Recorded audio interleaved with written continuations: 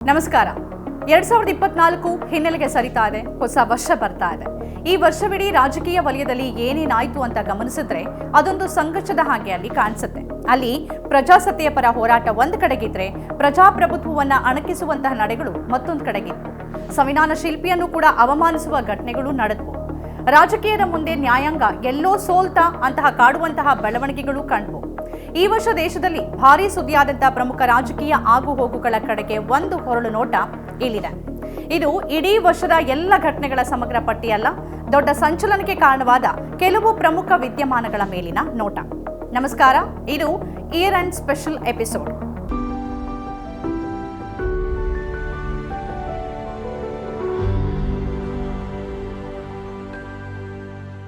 ಕಾಂಗ್ರೆಸ್ಗೆ ಬಲ ತುಂಬಿ ಬಿಜೆಪಿಯನ್ನ ನಡುಗಿಸಿದ ಭಾರತ್ ಜೋಡೋ ನ್ಯಾಯ ಯಾತ್ರೆ. ಜನವರಿ 14ರಿಂದ ಮಾರ್ಚ್ 16ರವರೆಗೆ ದಕ್ಷಿಣದಿಂದ ಉತ್ತರಕ್ಕೆ ಸಾಗಿದ್ದ ಭಾರತ್ ಜೋಡೋ ಯಾತ್ರೆಯ ನಂತರ ಅದರ ಎರಡನೇ ಹಂತವಾಗಿ ಪೂರ್ವದಿಂದ ಪಶ್ಚಿಮದವರೆಗೆ ಭಾರತ್ ಜೋಡೋ ನ್ಯಾಯ ಯಾತ್ರೆಯನ್ನ ರಾಹುಲ್ ಗಾಂಧಿ ಅವರು ಜನವರಿ 14ನೇ ತಾರೀಕು ಆರಂಭ ಮಾಡಿದ್ರು. 6700 ಕಿಲೋಮೀಟರ್ ದೂರದ ಈ ಯಾತ್ರೆ ಪೂರ್ವದ ಅಂಚಿನ ಮಣಿಪುರದ ತೌಬಲ್ ಜಿಲ್ಲೆಯ ಕಂಗ್ಜೋಂನಿಂದ ಆರಂಭ ಆಗಿ ಮಹಾರಾಷ್ಟ್ರದ ಮುಂಬೈನಲ್ಲಿ ಮಾರ್ಚ್ 16ನೇ ತಾರೀಕು ಕೊನೆಗೊಳ್ತು. 11 ರಾಜ್ಯಗಳ 110 ಜಿಲ್ಲೆಗಳಲ್ಲಿ 100 ಲೋಕಸಭಾ ಕ್ಷೇತ್ರಗಳು ಹಾಗೆಯೇ 337 ವಿಧಾನಸಭಾ ಕ್ಷೇತ್ರಗಳಾದ್ಯಂತ ಒಟ್ಟು 6713 ಕಿಲೋಮೀಟರ್ ದೂರ 67 ದಿನಗಳ ಕಾಲ ಯಾತ್ರೆ ಸಾಗಿತು. ಯಾತ್ರೆಯ ಸಮಾರೋಪ ಭಾಷಣದಲ್ಲಿ ರಾಹುಲ್ ಗಾಂಧಿ ಅವರು ರಾಜನ ಆತ್ಮ ಇವಿಎಂನಲ್ಲಿದೆ. ಇವಿಎಂ ಮತ್ತು ಇಡಿ, ಸಿಬಿಐ, ಐಟಿ ಹೀಗೆ ದೇಶದ ಪ್ರತಿಯೊಂದು ಸಂಸ್ಥೆಗಳಲ್ಲಿ ರಾಜನ ಆತ್ಮ ಇದೆ ಅಂತ ಟೀಕಿಸಿದ್ರು. ನಾವು ಒಬ್ಬ ವ್ಯಕ್ತಿ ಅಥವಾ ಪಕ್ಷದ ವಿರುದ್ಧ ಹೋರಾಡ್ತಾ ಇಲ್ಲ. ಹಿಂದೂ ಧರ್ಮದಲ್ಲಿ ಶಕ್ತಿ ಅನ್ನೋ ಪದ ಇದೆ. ನಾವು ಆ ಶಕ್ತಿಯ ವಿರುದ್ಧ ಹೋರಾಡ್ತಿದ್ದೀವಿ ಅಂತ ರಾಹುಲ್ ಗಾಂಧಿ ಹೇಳಿದ್ರು. ನರೇಂದ್ರ ಮೋದಿ ಕೇವಲ ಒಂದು ಮುಖವಾಡ. ಬಾಲಿವುಡ್ ನಟರಂತೆ ನರೇಂದ್ರ ಮೋದಿ ಕೂಡ ಒಬ್ಬ ನಟ. ಅವರಿಗೆ ಒಂದು ಪಾತ್ರವನ್ನ ಕೊಡಲಾಗಿದೆ. ಆ ಶಕ್ತಿ ಹೇಳದಂತೆ ಅವರು ಕೇಳ್ತಾರೆ. ಆ ಶಕ್ತಿ ಹೇಳದಂತೆ ಮೋದಿ ನಟಿಸ್ತಾ ಇದ್ದಾರೆ ಅಂತ ರಾಹುಲ್ ಗಾಂಧಿ ಹೇಳಿದ್ರು. ಅಯೋಧ್ಯೆಯಲ್ಲಿ ನೂತನ ರಾಮ ಮಂದಿರ ಉದ್ಘಾಟನೆ. ಜನವರಿ 22 ಎದುರಿಗಿದ್ದಂತಹ ಲೋಕಸಭೆ ಚುನಾವಣೆಗೆ ಮೊದಲು ಜನರನ್ನ ಗೆದ್ದು ಬಿಡುವಂತಹ ಬಿಜೆಪಿ ತಂತ್ರದ ಭಾಗವಾಗಿನೇ ಅಯೋಧ್ಯೆಯಲ್ಲಿ ರಾಮ ಮಂದಿರ ಉದ್ಘಾಟನೆ ಅದ್ಧೂರಿಯಾಗಿ ನಡೆಯಿತು. ಕಾಂಗ್ರೆಸ್ ಸೇರಿದಂತೆ ಬಹುತೇಕ ವಿಪಕ್ಷಗಳು ಕಾರ್ಯಕ್ರಮವನ್ನು ಬಹಿಷ್ಕರಿಸಿದ್ವು ಅನ್ನೋದು ಒಂದು ಕಡೆ ಆದ್ರೆ, 4 ಶಂಕರಾಚಾರ್ಯರ ಪೀಠಗಳ ಮಠಾಧೀಶರು ಅಲ್ಲಿ ಪಾಲ್ಗೊಳ್ಳಲಿಲ್ಲ. ರಾಮ ಮಂದಿರ ಪ್ರಾಣ ಪ್ರತಿಷ್ಠಾಪನೆ ಹಿಂದೂ ಶಾಸ್ತ್ರಕ್ಕೆ ವಿರುದ್ಧವಾಗಿದೆ ಅಂತ ಶಂಕರಾಚಾರ್ಯರು ಹೇಳಿದ್ರು. ಪ್ರತಿಪಕ್ಷಗಳನ್ನ ಅವು ಕಾರ್ಯಕ್ರಮದಲ್ಲಿ ಭಾಗವಹಿಸದಿರೋದಕ್ಕೆ ಹಿಂದೂ ವಿರೋಧಿ ಅಂತ ಜರೆಯಲಾಯಿತು. ಚುನಾವಣಾ ಬಾಂಡ್ ತೀರ್ಪು ಮೋದಿ ಸರ್ಕಾರಕ್ಕೆ ಭಾರಿ ಮುಖಭಂಗ. ಫೆಬ್ರವರಿ 15 ನರೇಂದ್ರ ಮೋದಿ ಸರ್ಕಾರ ತಂದಿದ್ದ ಚುನಾವಣಾ ಬಾಂಡ್ ಯೋಜನೆ ಅಸಂವಿಧಾನಿಕ ಅಂತ ಸುಪ್ರೀಂ ಕೋರ್ಟ್ ಮಹತ್ವದ ತೀರ್ಪನ್ನ ಕೊಡ್ತು. ಚುನಾವಣಾ ಬಾಂಡ್ ಯೋಜನೆ ಸಂವಿಧಾನ ಖಾತ್ರಿಪಡಿಸುವ ಮಾಹಿತಿಯ ಹಕ್ಕಿನ ಉಲ್ಲಂಘನೆ ಅಂತಾನು ಹೇಳಿದ ಸುಪ್ರೀಂ ಕೋರ್ಟ್ ಯೋಜನೆಯನ್ನ ರದ್ದು ಮಾಡಿ ಆದೇಶವನ್ನ ಹೊರಡಿಸಿತು. ಆಗಿನ ಮುಖ್ಯ ನ್ಯಾಯಮೂರ್ತಿ ಡಿವೈ ಚಂದ್ರಚೂಡ್ ಹಾಗೆಯೇ ನ್ಯಾಯಮೂರ್ತಿಗಳಾದ ಸಂಜೀವ್ ಖನ್ನಾ, ಬಿಆರ್ ಗವಾಯಿ, ಜೆಬಿ ಪರ್ದಿವಾಲಾ ಮತ್ತು ಮನೋಜ್ ಮಿಶ್ರಾ ಅವರ ಪೀಠ ಈ ತೀರ್ಪನ್ನ ಕೊಟ್ಟಿತ್ತು. ಚುನಾವಣಾ ಬಾಂಡ್ಗಳನ್ನ ಮಾರಾಟ ಮಾಡುವುದನ್ನ ಎಸ್ಬಿಐ ತಕ್ಷಣ ನಿಲ್ಲಿಸಬೇಕು ಮತ್ತು ಚುನಾವಣಾ ಬಾಂಡ್ಗಳ ಮೂಲಕ ರಾಜಕೀಯ ಪಕ್ಷಗಳಿಗೆ ಮಾಡಿರುವ ದೇಣಿಗೆಗಳ ಎಲ್ಲಾ ಮಾಹಿತಿಯನ್ನು ಒದಗಿಸೋಕೆ ಸುಪ್ರೀಂ ಕೋರ್ಟ್ ಸೂಚಿಸಿತ್ತು. ಅದರೊಂದಿಗೆ ನರೇಂದ್ರ ಮೋದಿ ಸರ್ಕಾರದ ಅತಿದೊಡ್ಡ ಹಗರಣ, ವಂಚನೆ ಬಯಲಾಗಿತ್ತು. ಆದರೆ ಇತ್ತೀಚೆಗೆ ಕರಣ್ ಥಾಪರ್ ಅವರಿಗೆ ನೀಡಿದ್ದ ಸಂದರ್ಶನದಲ್ಲಿ ಹಿರಿಯ ವಕೀಲ ದುಷ್ಯಂತ್ ದವೆ ಆ ತೀರ್ಪಿನ ಬಗ್ಗೆ ಆಪರೇಷನ್ ಸಕ್ಸಸ್ಫುಲ್ ಪೇಷಂಟ್ ಡೆಡ್ ಅನ್ನುವಂತೆ ಟೀಕೆಯನ್ನ ಮಾಡಿದ್ರು. ಚುನಾವಣಾ ಬಾಂಡ್ಗಳನ್ನ ಅಸಂವಿಧಾನಿಕ ಅಂತ ಘೋಷಣೆ ಮಾಡಲಾಯಿತು ಮತ್ತು ಅದನ್ನ ರದ್ದು ಮಾಡಲಾಯಿತು. ಆದರೆ ಹಣವನ್ನ ಮತ್ತೆ ಪಡೆಯುವುದನ್ನ ಅಥವಾ ಯಾರನ್ನಾದರೂ ಶಿಕ್ಷಿಸುವುದನ್ನ ಸುಪ್ರೀಂ ಕೋರ್ಟ್ ತಡೆಯಿತು. ಈ ವಿಚಾರವನ್ನ ಅಗತ್ಯ ತಾರ್ಕಿಕ ಅಂತ್ಯಕ್ಕೆ ಕೊಂಡೊಯ್ಯುವಂತ ಧೈರ್ಯವನ್ನ ಚಂದ್ರಚೂಡ್ ಅವರು ತೋರಿಸಲಿಲ್ಲ ಅಂತ ದವೆ ಹೇಳಿದ್ರು. ಬಿಜೆಪಿಗೆ ಬಹುಮತ ಖೋತ, ಮೋದಿಗೆ 3ನೇ ಅವಧಿ. ಜೂನ್ 9 ಸತತ 3ನೇ ಅವಧಿಗೆ ಪ್ರಧಾನಿಯಾಗಿ ನರೇಂದ್ರ ಮೋದಿ ಅವರು ಪ್ರಮಾಣ ವಚನವನ್ನ ಸ್ವೀಕರಿಸಿದ್ರು. ಸತತ 3 ಅವಧಿಗೆ ಆಯ್ಕೆಯಾದಂತಹ 2ನೇ ಪ್ರಧಾನಿ ಅನ್ನುವಂಥ ಹೆಗ್ಗಳಿಕೆಗೆ ಅವರು ಪಾತ್ರರಾದರು. 2024ರ ಲೋಕಸಭೆ ಚುನಾವಣೆಯಲ್ಲಿ 400 ಪಾರ್ ಅಂತ ಗೆಲುವಿನ ಗುರಿ ಹಾಕೊಂಡಿದ್ದಂತಹ ಬಿಜೆಪಿ ಕಡೆಗೆ 240ಕ್ಕೆ ನಿಂತ ಬಳಿಕ ಅನಿವಾರ್ಯವಾಗಿ ನಿಜವಾದ ಎನ್ಡಿಎ ಸರ್ಕಾರವಾದಂತಾಯಿತು. ಹಾಗೆ ಟಿಡಿಪಿ ಮತ್ತು ಜೆಡಿಯು ಬೆಂಬಲದೊಂದಿಗೆ ಸರ್ಕಾರ ರಚಿಸುವಂತ ಸ್ಥಿತಿ ತಲೆದೂರ್ತು. ಇದರೊಂದಿಗೆ ದೇಶದಲ್ಲಿ 10 ವರ್ಷಗಳ ಬಳಿಕ ಮತ್ತೆ ಸಮ್ಮಿಶ್ರ ಸರ್ಕಾರ ರಚನೆ ಆಯಿತು. ಮಸೀದಿಯಲ್ಲಿ ಸರ್ವೆ, ಸಂಭಲ್ ಹಿಂಸಾಚಾರಕ್ಕೆ 5 ಬಲಿ. ನವೆಂಬರ್ 24ನೇ ತಾರೀಕು ಮಸೀದಿಗಳ ಅಡಿಯಲ್ಲಿ ಮಂದಿರ ಮೂರ್ತಿಯನ್ನು ಹುಡುಕುವ ಚಾಳಿನೇ ಕಾರಣ ಆಗಿ ಉತ್ತರ ಪ್ರದೇಶದ ಸಂಭಲ್ನಲ್ಲಿ ನಡೆದ ಹಿಂಸಾಚಾರಕ್ಕೆ 5 ಅಮಾಯಕರು ಬಲಿಯಾಗಿ ಹೋದ್ರು. ಸಂಭಲ್ನ ಶಾಹಿ ಜಾಮಾ ಮಸೀದಿ ಸರ್ವೆಗೆ ನ್ಯಾಯಾಲಯ ಆದೇಶಿಸಿದ ಸಂದರ್ಭದಲ್ಲಿ ನಡೆದಂತ ಹಿಂಸಾಚಾರದ ಬಳಿಕ ದೇಶದಲ್ಲಿ ಹಲವಾರು ಕಡೆ ಮಸೀದಿಗಳನ್ನು ಅಗೆದು ಮಂದಿರ ಹುಡುಕೋದಕ್ಕೆ ಕಾರಣವಾದ ಕೋರ್ಟ್ ತೀರ್ಪಿನ ಬಗ್ಗೆನೂ ದೂಷಣೆ ವ್ಯಕ್ತ ಆಯಿತು. ನಿವೃತ್ತ ಸಿಜೆಐ ಡಿವೈ ಚಂದ್ರಚೂಡ್ ಅವರ ನೇತೃತ್ವದ ಪೀಠದ ತೀರ್ಪಿನ ಕಾರಣದಿಂದಾಗಿಯೇ ಕೆಳ ನ್ಯಾಯಾಲಯಗಳು ಮಸೀದಿ ಸರ್ವೆಗೆ ಆದೇಶ ನೀಡುವ ಅವಕಾಶ ಪಡೆದಿದ್ದ ಹಿನ್ನೆಲೆಯಲ್ಲಿ ಸಂಭಲ್ನಲ್ಲಿ ಆಗಿರುವುದಕ್ಕೆ ಹೊಣೆ ಕೂಡ ಅವರು ಕೊಟ್ಟ ಅವತ್ತಿನ ತೀರ್ಪೇ ಆಗಿದೆ ಅಂತ ಆರೋಪ ಮಾಡಲಾಯಿತು. ಸರ್ವೆಗೆ ಅನುಮತಿ ಕೋರಿದ್ದ ಅರ್ಜಿ ಹಿನ್ನೆಲೆಯಲ್ಲಿ ಕೆಳ ನ್ಯಾಯಾಲಯ ಅದೇ ದಿನ ಒಪ್ಪಿ ಆದೇಶ ನೀಡಿತ್ತು ಅನ್ನೋದು ಕೂಡ ಟೀಕೆಗೆ ಗುರಿಯಾಗಿತ್ತು. ಇದಾದ ಬಳಿಕ ಮಸೀದಿ ಮಂದಿರ ಸೇರಿದಂತೆ ಯಾವುದೇ ಧಾರ್ಮಿಕ ಸ್ಥಳಗಳ ಸಮೀಕ್ಷೆ ಸೇರಿದಂತೆ ಯಾವುದೇ ಪರಿಣಾಮಕಾರಿ ಆದೇಶಗಳನ್ನ ನೀಡದಂತೆ ಸುಪ್ರೀಂ ಕೋರ್ಟ್ ಡಿಸೆಂಬರ್ 12ರಂದು ದೇಶಾದ್ಯಂತ ವಿಚಾರಣಾ ನ್ಯಾಯಾಲಯಗಳಿಗೆ ನಿರ್ದೇಶನ ಕೊಡಿತು.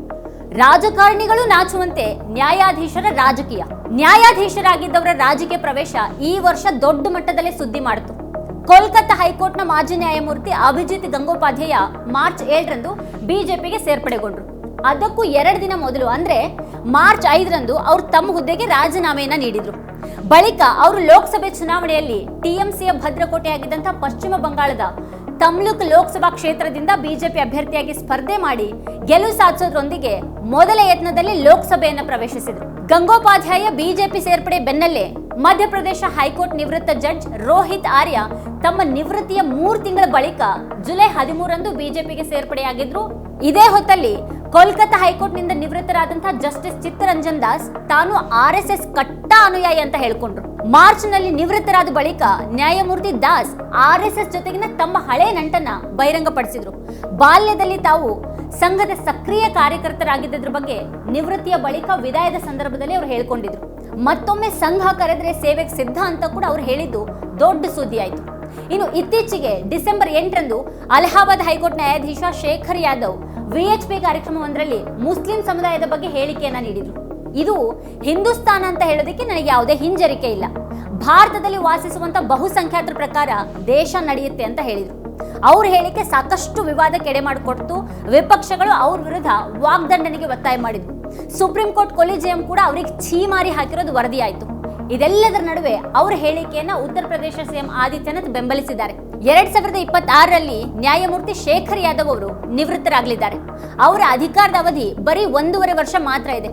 ಇದು ಎಲ್ಲವೂ 2027ರ ವಿಧಾನಸಭೆ ಚುನಾವಣೆಗೆ ನ್ಯಾಯಮೂರ್ತಿ ಯಾದವ್ ಅವರ ತಯಾರಿ ಅಂತಾನೆ ಹೇಳಲಾಗ್ತಾ ಇದೆ. ಇದಲ್ಲದೆ ಮಾಜಿ ಮುಖ್ಯ ನ್ಯಾಯಮೂರ್ತಿ ಚಂದ್ರಚೂಡ್ ಅವರ ಮನೆಯಲ್ಲಿ ನಡೆದಂತಹ ಒಂದು ಖಾಸಗಿ ಗಣೇಶೋತ್ಸವ ಪೂಜೆಗೆ ಪ್ರಧಾನಿ ಮೋದಿ ಅವರು ಅತಿಥಿಯಾಗಿ ಬಂದದ್ದು ಮತ್ತು ಅದರ ಫೋಟೋ ವಿಡಿಯೋಗಳು ಸಾಮಾಜಿಕ ಜಾಲತಾಣಗಳಲ್ಲಿ ವೈರಲ್ ಆದದ್ದು ಬೇರೆನೇ ರಾಜಕೀಯ ಚರ್ಚೆಗೆ ದಾರಿ ಮಾಡಿಕೊಡ್ತು. ನ್ಯಾಯಾಧೀಶರ ಈ ರೀತಿ ನಡೆ ಎಷ್ಟು ಸರಿ ಅನ್ನುವಂತಹ ಪ್ರಶ್ನೆ ಎದ್ದಿತು. ಆದ್ರೆ ಅದನ್ನ ನ್ಯಾಯಮೂರ್ತಿ ಚಂದ್ರಚೂಡ್ ಅವರು ಬಲವಾಗಿ ಸಮರ್ಥಿಸಿಕೊಂಡ್ರು. ಡಾಕ್ಟರ್ ಮನಮೋಹನ್ ಸಿಂಗ್ ನಿಧನ ಕಂಬನಿ ಮಿಡಿದ ದೇಶ. 10 ವರ್ಷಗಳ ಕಾಲ ಈ ದೇಶದ ಪ್ರಧಾನಿಯಾಗಿದ್ದ ಡಾಕ್ಟರ್ ಮನಮೋಹನ್ ಸಿಂಗ್ ಅವರು ಡಿಸೆಂಬರ್ 26ನೇ ತಾರೀಕು ರಾತ್ರಿ ತಮ್ಮ 92ನೇ ವಯಸ್ಸಿನಲ್ಲಿ ವಿಧಿವಶರಾದರು. 2004ರಿಂದ 2014ರವರೆಗೆ ಅವರು ಈ ದೇಶದ ಪ್ರಧಾನಿಯಾಗಿದ್ರು. ಗುರುವಾರ ಸಂಜೆ ಅವರ ಆರೋಗ್ಯ ಹದಗೆಟ್ಟಿದ್ರಿಂದ ಅವರನ್ನ ದೆಹಲಿಯ ಏಮ್ಸ್ ಆಸ್ಪತ್ರೆಯ ತುರ್ತು ಚಿಕಿತ್ಸಾ ಘಟಕಕ್ಕೆ ದಾಖಲಿಸಲಾಗಿತ್ತು. ಆದರೆ ಚಿಕಿತ್ಸೆ ಫಲಕಾರಿಯಾಗದೆ ಕೊನೆಯುಸಿರೆಳೆದರು. ರಾಷ್ಟ್ರಪತಿ ಮುರ್ಮು, ಪ್ರಧಾನಿ ನರೇಂದ್ರ ಮೋದಿ ಸಹಿತ ಸರ್ವ ಪಕ್ಷಗಳ ಧುರೀಣರು, ಗಣ್ಯರು ಡಾಕ್ಟರ್ ಮನಮೋಹನ್ ಸಿಂಗ್ ನಿಧನಕ್ಕೆ ಸಂತಾಪ ಸೂಚಿಸಿ ಅವರ ದೇಶ ಸೇವೆಯನ್ನ ಕೊಂಡಾಡಿದ್ರು.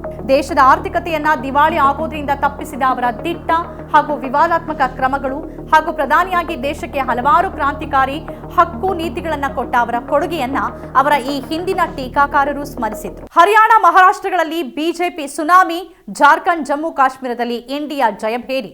ಹರಿಯಾಣ ಮತ್ತು ಜಮ್ಮು ಕಾಶ್ಮೀರ ಚುನಾವಣೆ ಫಲಿತಾಂಶ ಅಕ್ಟೋಬರ್ 8ನೇ ತಾರೀಕು ಪ್ರಕಟ ಆಯಿತು. ಹರಿಯಾಣ ಫಲಿತಾಂಶ ರಾಜಕೀಯ ವಲಯದ ನಿರೀಕ್ಷೆಯೇ ತಲೆಕೆಳಗಾಗುವ ಹಾಗೆ ಇತ್ತು. ಕಾಂಗ್ರೆಸ್ಗೆ ಬಹುಮತ ಸಿಗಬಹುದು ಅನ್ನೋ ನಿರೀಕ್ಷೆ ಸುಳ್ಳಾಗಿ ಹೋಗಿತ್ತು. ಅದಕ್ಕೆ ದೊಡ್ಡ ಹೊಡೆತಾನೆ ಬಿದ್ದಿತ್ತು. ಬಿಜೆಪಿ 10 ವರ್ಷಗಳ ಆಳ್ವಿಕೆ ನಂತರದ ಆಡಳಿತ ವಿರೋಧಿ ಅಲೆಯನ್ನೂ ನಿವಾರಿಸಿಕೊಂಡು ಸತತ 3ನೇ ಅವಧಿಗೆ ಗೆದ್ದಿದ್ದು ಆ ಪಕ್ಷಕ್ಕೆ ಅಚ್ಚರಿ ತಂದಿತ್ತು. ಇನ್ನು ಜಮ್ಮು ಕಾಶ್ಮೀರದಲ್ಲಿ ನ್ಯಾಷನಲ್ ಕಾನ್ಫರೆನ್ಸ್ ಮತ್ತು ಕಾಂಗ್ರೆಸ್ ಮೈತ್ರಿಕೂಟಕ್ಕೆ ಗೆಲುವು ಸಿಕ್ತು. ಆದರೆ ಕಾಂಗ್ರೆಸ್ ಅಲ್ಲೂ ಕೂಡ ಹೇಳ್ಕೊಳ್ಳುವಂತಹ ಸಾಧನೆಯನ್ನೇನು ಮಾಡಲಿಲ್ಲ. ಜಮ್ಮು ಕಾಶ್ಮೀರದಲ್ಲಿ ಸೆಪ್ಟೆಂಬರ್ 18, ಸೆಪ್ಟೆಂಬರ್ 25 ಮತ್ತು ಅಕ್ಟೋಬರ್ 1ರಂದು ಒಟ್ಟು 3 ಹಂತಗಳಲ್ಲಿ ಕ್ರಮವಾಗಿ 24 ಸ್ಥಾನ, 26 ಸ್ಥಾನ ಹಾಗೆಯೇ 40 ಸ್ಥಾನಗಳಿಗೆ ಮತದಾನ ನಡೆದಿತ್ತು. ಹರಿಯಾಣದ ಎಲ್ಲ 90 ವಿಧಾನಸಭಾ ಸ್ಥಾನಗಳಿಗೆ ಅಕ್ಟೋಬರ್ 5ನೇ ತಾರೀಕು ಮತದಾನ ನಡೆದಿತ್ತು. ಇನ್ನು ಮಹಾರಾಷ್ಟ್ರ ಮತ್ತು ಜಾರ್ಖಂಡ್ ವಿಧಾನಸಭೆ ಚುನಾವಣೆ ನವೆಂಬರ್ 23ರಂದು ಪ್ರಕಟ ಆಯಿತು. ಮಹಾರಾಷ್ಟ್ರದಲ್ಲಿ ಬಿಜೆಪಿ ನೇತೃತ್ವದ ಮಹಾಯುತಿ ಅಧಿಕಾರವನ್ನ ಹಿಡಿತು. ಕಳೆದ ಲೋಕಸಭೆ ಚುನಾವಣೆಯಲ್ಲಿ ನೆಲೆಯನ್ನ ಕಳ್ಕೊಂಡಿದ್ದ ಬಿಜೆಪಿ ಪ್ರಚಂಡ ಗೆಲುವನ್ನ ತನ್ನದಾಗಿಸಿಕೊಳ್ತು. ಆದರೆ ಅಧಿಕಾರಕ್ಕೆ ಇರುವ ವಿಶ್ವಾಸದಲ್ಲಿದ್ದ ಮಹಾವಿಕಾಸ್ ಅಘಾಡಿ ತೀವ್ರ ಮುಖಭಂಗವನ್ನೇ ಅನುಭವಿಸಿತು. ಜಾರ್ಖಂಡ್ನಲ್ಲಿ ಬಿಜೆಪಿ ಆಟ ನಡೀಲಿಲ್ಲ. ಅಲ್ಲಿ ಕಾಂಗ್ರೆಸ್ ಜೊತೆ ಮೈತ್ರಿಯಲ್ಲಿದ್ದು ಜೆಎಂಎಂ ಗೆದ್ದು ಬೇಕಿತ್ತು. ಹೇಮಂತ್ ಸೋರೆನ್ ಮತ್ತೊಮ್ಮೆ ಮುಖ್ಯಮಂತ್ರಿ ಆದರು. ಮಹಾರಾಷ್ಟ್ರ ವಿಧಾನಸಭೆಯ 288 ಸ್ಥಾನಗಳಿಗೆ ನವೆಂಬರ್ 20ರಂದು ಒಂದೇ ಹಂತದಲ್ಲಿ ಮತದಾನ ನಡೆದಿತ್ತು. ಜಾರ್ಖಂಡ್ನ 81 ಸ್ಥಾನಗಳಿಗೆ ನವೆಂಬರ್ 13 ಮತ್ತು ನವೆಂಬರ್ 20ರಂದು 2 ಹಂತಗಳಿಗೆ ಮತದಾನ ನಡೆದಿತ್ತು. ಅಲ್ಲದೆ 15 ರಾಜ್ಯಗಳ 48 ವಿಧಾನಸಭಾ ಕ್ಷೇತ್ರಗಳು ಹಾಗೆಯೇ 2 ಲೋಕಸಭಾ ಕ್ಷೇತ್ರಗಳಿಗೆ ನಡೆದಿದ್ದ ಉಪಚುನಾವಣೆ ಫಲಿತಾಂಶ ಕೂಡ ಅವತ್ತೇ ಪ್ರಕಟ ಆಯಿತು. ರಾಹುಲ್ ಅವರ ರಾಜೀನಾಮೆ ಬಳಿಕ ತೆರವಾಗಿದ್ದ ಕೇರಳದ ವಯನಾಡ್ ಲೋಕಸಭಾ ಕ್ಷೇತ್ರದಲ್ಲಿ ಪ್ರಿಯಾಂಕಾ ಗಾಂಧಿ ಗೆದ್ದು ಬೀಗಿದ್ರು. ಲೋಕಸಭೆ ಚುನಾವಣೆಯ ಜೊತೆಗೆ ನಡೆದ ಆಂಧ್ರಪ್ರದೇಶ ಮತ್ತು ಒಡಿಶಾ ವಿಧಾನಸಭಾ ಚುನಾವಣೆಗಳ ಫಲಿತಾಂಶ ಆಡಳಿತದ ತೀವ್ರ ವಿರೋಧಿ ಅಲೆಯನ್ನ ತೋರಿಸಿತು. ಆಂಧ್ರಪ್ರದೇಶದಲ್ಲಿ 2019ರ ಚುನಾವಣೆಯಲ್ಲಿ ಹೀನಾಯವಾಗಿ ಸೋತಿದ್ದ ನಂತರ ಜೈಲಿಗೂ ಹೋಗಿದ್ದ ಚಂದ್ರಬಾಬು ನಾಯ್ಡು 2024ರಲ್ಲಿ ದಾಖಲೆ ನಿರ್ಮಿಸಿ ಅಧಿಕಾರಕ್ಕೆ ಮರಳಿದ್ರು. ಬಿಜೆಪಿ ಮತ್ತು ಪವನ್ ಕಲ್ಯಾಣ್ ಅವರ ಜನಸೇನೆ ಜೊತೆ ಮೈತ್ರಿಯನ್ನ ಮಾಡಿಕೊಂಡ ಟಿಡಿಪಿ ಸ್ಪರ್ಧೆ ಮಾಡಿದ 144ರಲ್ಲಿ 135 ಸ್ಥಾನಗಳಲ್ಲಿ ಗೆದ್ದಿತ್ತು. ಎನ್ಡಿಎ ಮೈತ್ರಿಕೂಟ ವಿಧಾನಸಭೆಯ ಒಟ್ಟು 175ರಲ್ಲಿ 164 ಸೀಟನ್ನು ಗೆದ್ಕೊಳ್ತು. ಬಿಜೆಪಿ 8, ಜನಸೇನಾ 21 ಮತ್ತು ಜಗನ್ಮೋಹನ್ ರೆಡ್ಡಿ ಅವರ ವೈಎಸ್ಆರ್ ಕಾಂಗ್ರೆಸ್ ಕೇವಲ 11 ಸ್ಥಾನವನ್ನು ಪಡ್ಕೊಳ್ತು. ಚುನಾವಣೆಗೂ ಮುನ್ನ ಮುಖ್ಯಮಂತ್ರಿಯಾಗಿದ್ದ ಜಗನ್ಮೋಹನ್ ರೆಡ್ಡಿ ಬಳಿಕ ವಿರೋಧ ಪಕ್ಷದ ನಾಯಕನಾಗೋಕ್ಕೂ ಅನರ್ಹರಾದ್ರು. ಕಾಂಗ್ರೆಸ್ ಮತ್ತು ಎಡರಂಗ ಒಂದೇ ಒಂದು ಸೀಟನ್ನು ಗೆಲ್ಲೋಕಾಗ್ಲಿಲ್ಲ. ಇನ್ನು ಒಡಿಶಾದಲ್ಲಿ ಸತತ 24 ವರ್ಷಗಳಿಂದ ಸಿಎಂ ಆಗಿ ದಾಖಲೆ ಬರೆದಿದ್ದ ಬಿಜು ಜನತಾ ದಳದ ನವೀನ್ ಪಟ್ನಾಯಕ್ ಅವರು ಸೋತು ಇದೇ ಮೊದಲ ಬಾರಿ ಅಲ್ಲಿ ಬಿಜೆಪಿ ಅಧಿಕಾರಕ್ಕೆ ಎತ್ತು. 147 ಸದಸ್ಯ ಬಲದ ಒಡಿಶಾ ವಿಧಾನಸಭೆಯಲ್ಲಿ ಬಿಜೆಪಿ 78 ಸ್ಥಾನಗಳನ್ನು ಗಳಿಸಿ ಅಧಿಕಾರಕ್ಕೇರ್ತು. ಬಿಜೆಡಿ 61 ಸ್ಥಾನಗಳನ್ನು ಕಳ್ಕೊಂಡು ಕೇವಲ 51 ಸ್ಥಾನವನ್ನು ಗಳಿಸೋದಕ್ಕೆ ಸಾಧ್ಯ ಆಯಿತು. ಕಾಂಗ್ರೆಸ್ ಕೇವಲ 14 ಸ್ಥಾನವನ್ನು ಮಾತ್ರ ಗಳಿಸಿತು. ಸತತ 6ನೇ ಬಾರಿ ಮುಖ್ಯಮಂತ್ರಿಯಾಗಿ ಮತ್ತೊಂದು ದಾಖಲೆ ಬರೆಯುವ ನವೀನ್ ಪಟ್ನಾಯಕ್ ಅವರ ಆಸೆ ಕೈಗೂಡಲಿಲ್ಲ. ಬಿಜೆಪಿಯಿಂದ ಮೋಹನ್ ಮಾಝಿ ಹೊಸ ಮುಖ್ಯಮಂತ್ರಿ ಆದರು. ದಿಲ್ಲಿ ಅಬಕಾರಿ ಹಗರಣ, ಬಂಧನಗಳು, ಜಾಮೀನುಗಳ ಸರಣಿ. ದಿಲ್ಲಿ ಅಬಕಾರಿ ಹಗರಣದಲ್ಲಿ ಆರೋಪಿಗಳಾಗಿದ್ದವರಲ್ಲಿ ದಿಲ್ಲಿ ಮಾಜಿ ಸಿಎಂ ಅರವಿಂದ್ ಕೇಜ್ರಿವಾಲ್ ಸೇರಿದಂತೆ ಪ್ರಮುಖರಿಗೆ ಸುಪ್ರೀಂ ಕೋರ್ಟ್ನಿಂದ ಒಂದರ ಬೆನ್ನಿಗೊಂದರಂತೆ ಜಾಮೀನು ಸಿಕ್ತು. ಆಗಸ್ಟ್ 9ರಂದು ಸಿಬಿಐ ಮತ್ತು ಇಡಿ ಪ್ರಕರಣಗಳಲ್ಲಿ ಸುಪ್ರೀಂ ಕೋರ್ಟ್ ದಿಲ್ಲಿ ಮಾಜಿ ಡಿಸಿಎಂ ಮನೀಶ್ ಸಿಸೋಡಿಯಾ ಅವರಿಗೆ ಜಾಮೀನು ನೀಡಿದ ನಂತರ ಜಾಮೀನು ಆದೇಶಗಳ ಸರಣಿನೇ ಬಂತು. ತನಿಖೆಯಲ್ಲಿ ವಿಳಂಬ, ಆರೋಪಿಗಳ ದೀರ್ಘಾವಧಿ ಜೈಲುವಾಸಕ್ಕೆ ಎಡೆ ಮಾಡಿರೋದು, ಪುರಾವೆ ಒದಗಿಸೋದಕ್ಕೆ ಅಸಮರ್ಥವಾಗಿದ್ದುದು ಇವೆಲ್ಲವೂ ಕೋರ್ಟ್ ಜಾಮೀನು ನೀಡೋದಕ್ಕೆ ಒದಗಿದ್ದಂಥ ಕೆಲವು ಕಾರಣಗಳಾಗಿದ್ವು. ಕೇಜ್ರಿವಾಲ್ ಅವರಿಗೆ ಸೆಪ್ಟೆಂಬರ್ 13ರಂದು ಜಾಮೀನು ಸಿಕ್ತು. ಪ್ರಕರಣಕ್ಕೆ ಸಂಬಂಧಪಟ್ಟ ಹಾಗೆ ಮಾರ್ಚ್ 21ರಂದು ಅವರನ್ನು ಇಡಿ ಅರೆಸ್ಟ್ ಮಾಡಿತು. 10 ದಿನಗಳ ವಿಚಾರಣೆಯ ನಂತರ ಅವರನ್ನು ಏಪ್ರಿಲ್ 1ರಂದು ತಿಹಾರ್ ಜೈಲಿಗೆ ಕಳಿಸಲಾಯಿತು. ಮೇ 10ರಂದು ಸಾರ್ವತ್ರಿಕ ಚುನಾವಣೆಯ ಪ್ರಚಾರಕ್ಕಾಗಿ 21 ದಿನಗಳ ಕಾಲ ಬಿಡುಗಡೆಯನ್ನು ಮಾಡಲಾಗಿತ್ತು. ಬಂಧನದ ಬಳಿಕ ಜಾಮೀನು ಸಿಗೋವರೆಗೂ ಒಟ್ಟು 177 ದಿನಗಳಲ್ಲಿ 156 ದಿನಗಳ ಕಾಲ ಕೇಜ್ರಿವಾಲ್ ಜೈಲಲ್ಲಿದ್ದರು. ಇದಕ್ಕೂ ಮುನ್ನ ಏಪ್ರಿಲ್ 2ರಂದು ಎಎಪಿ ನಾಯಕ ಸಂಜಯ್ ಸಿಂಗ್ ಅವರಿಗೆ ಬಂಧನವಾದ 6 ತಿಂಗಳ ಬಳಿಕ ಜಾಮೀನು ಸಿಕ್ತು. ಕಳೆದ ವರ್ಷ ಅಕ್ಟೋಬರ್ 4ರಂದು ಅವರು ಬಂಧಿತರಾಗಿದ್ದರು. ಆಗಸ್ಟ್ 27ರಂದು ತೆಲಂಗಾಣ ಮಾಜಿ ಸಿಎಂ ಕೆ ಚಂದ್ರಶೇಖರ್ ರಾವ್ ಪುತ್ರಿ ಬಿಆರ್ಎಸ್ ನಾಯಕಿ ಕೆ ಕವಿತಾ ಅವರಿಗೆ ಜಾಮೀನು ಸಿಕ್ತು. ಮಾರ್ಚ್ 15ರಂದು ಅವರು ಬಂಧನ ಆಗಿತ್ತು. ಇವಿಎಂ ವರ್ಸಸ್ ಬ್ಯಾಲೆಟ್ ಪೇಪರ್ ಆರೋಪ ಪ್ರತ್ಯಾರೋಪ. ಜೂನ್ನಲ್ಲಿ ಎಲಾನ್ ಮಸ್ಕ್ ಇವಿಎಂ ಹಿಂಪಡಿಬೇಕು ಅಂತ ಹೇಳಿದ ಬಳಿಕ ಮತ್ತೊಮ್ಮೆ ಅದರ ವಿರುದ್ಧದ ಚರ್ಚೆ ಜೋರಾಗಿ ನಡೆದಿತ್ತು. ಬಿಜೆಪಿ ಸೇರಿದಂತೆ ಎನ್ಡಿಎ ಪಕ್ಷಗಳು ಮಾತ್ರನೇ ಅದರ ಪರ ಬ್ಯಾಟಿಂಗ್ ಅನ್ನ ಮುಂದುವರೆಸಿದ್ವು. ವಿಪಕ್ಷಗಳೆಲ್ಲವೂ ಕೂಡ ಇವಿಎಂ ವಿರುದ್ಧ ಈ ಬಾರಿ ದೊಡ್ಡ ದನಿಯನ್ನ ತೆಗೆದ್ವು. ಇವಿಎಂ ಹ್ಯಾಕಿಂಗ್ಗೆ ತುತ್ತಾಗುವ ಸಾಧ್ಯತೆ ಇದೆ ಅನ್ನೋ ಬಗ್ಗೆ ಎಲಾನ್ ಮಸ್ಕ್ ಹೇಳಿದ್ರು. ಆ ಕಾರಣಕ್ಕಾಗಿನೇ ಅವುಗಳನ್ನ ಚುನಾವಣಾ ವ್ಯವಸ್ಥೆಯಿಂದ ಹೊರ ಹಾಕೋದು ಅಗತ್ಯವಿದೆ ಅಂತ ಹೇಳಿದ್ರು. ಎಐ ಇಲ್ಲ ಅಂತಂದ್ರೆ ಮನುಷ್ಯರಿಂದಾನೇ ಅದು ಹ್ಯಾಕ್ ಆಗಬಹುದಾದ ಸಣ್ಣ ಸಾಧ್ಯತೆ ಇದ್ರೂ ಕೂಡ ಅದರಿಂದ ತಲೆದೋರುವ ಅಪಾಯ ದೊಡ್ಡದಾಗಿರುತ್ತೆ ಅನ್ನೋ ಆತಂಕವನ್ನ ಎಲಾನ್ ಮಸ್ಕ್ ವ್ಯಕ್ತಪಡಿಸಿದ್ರು. ವಿಪಕ್ಷಗಳ ನಾಯಕರು ಇವಿಎಂ ವಿರುದ್ಧದ ತಮ್ಮ ಕಳವಳವನ್ನ ವ್ಯಕ್ತಪಡಿಸೋಕೆ ಎಲಾನ್ ಮಸ್ಕ್ ಅವರ ಟ್ವೀಟ್ ಅನ್ನ ಶೇರ್ ಮಾಡಿಕೊಳ್ಳತೊಡಗಿದ್ರು. ಇವಿಎಂ ವಿರುದ್ಧ ದೊಡ್ಡ ಮಟ್ಟದಲ್ಲಿ ಕಾಂಗ್ರೆಸ್ ವಿರೋಧವನ್ನ ವ್ಯಕ್ತಪಡಿಸತೊಡಗಿದೆ. ಹರಿಯಾಣ ಚುನಾವಣೆಯನ್ನ ಸೋತ ಬಳಿಕ ಅದು ಇವಿಎಂ ಅಸಮರ್ಪಕತೆ ಬಗ್ಗೆ ಹಲವು ಪ್ರಶ್ನೆಗಳನ್ನ ಎತ್ತಿತ್ತು.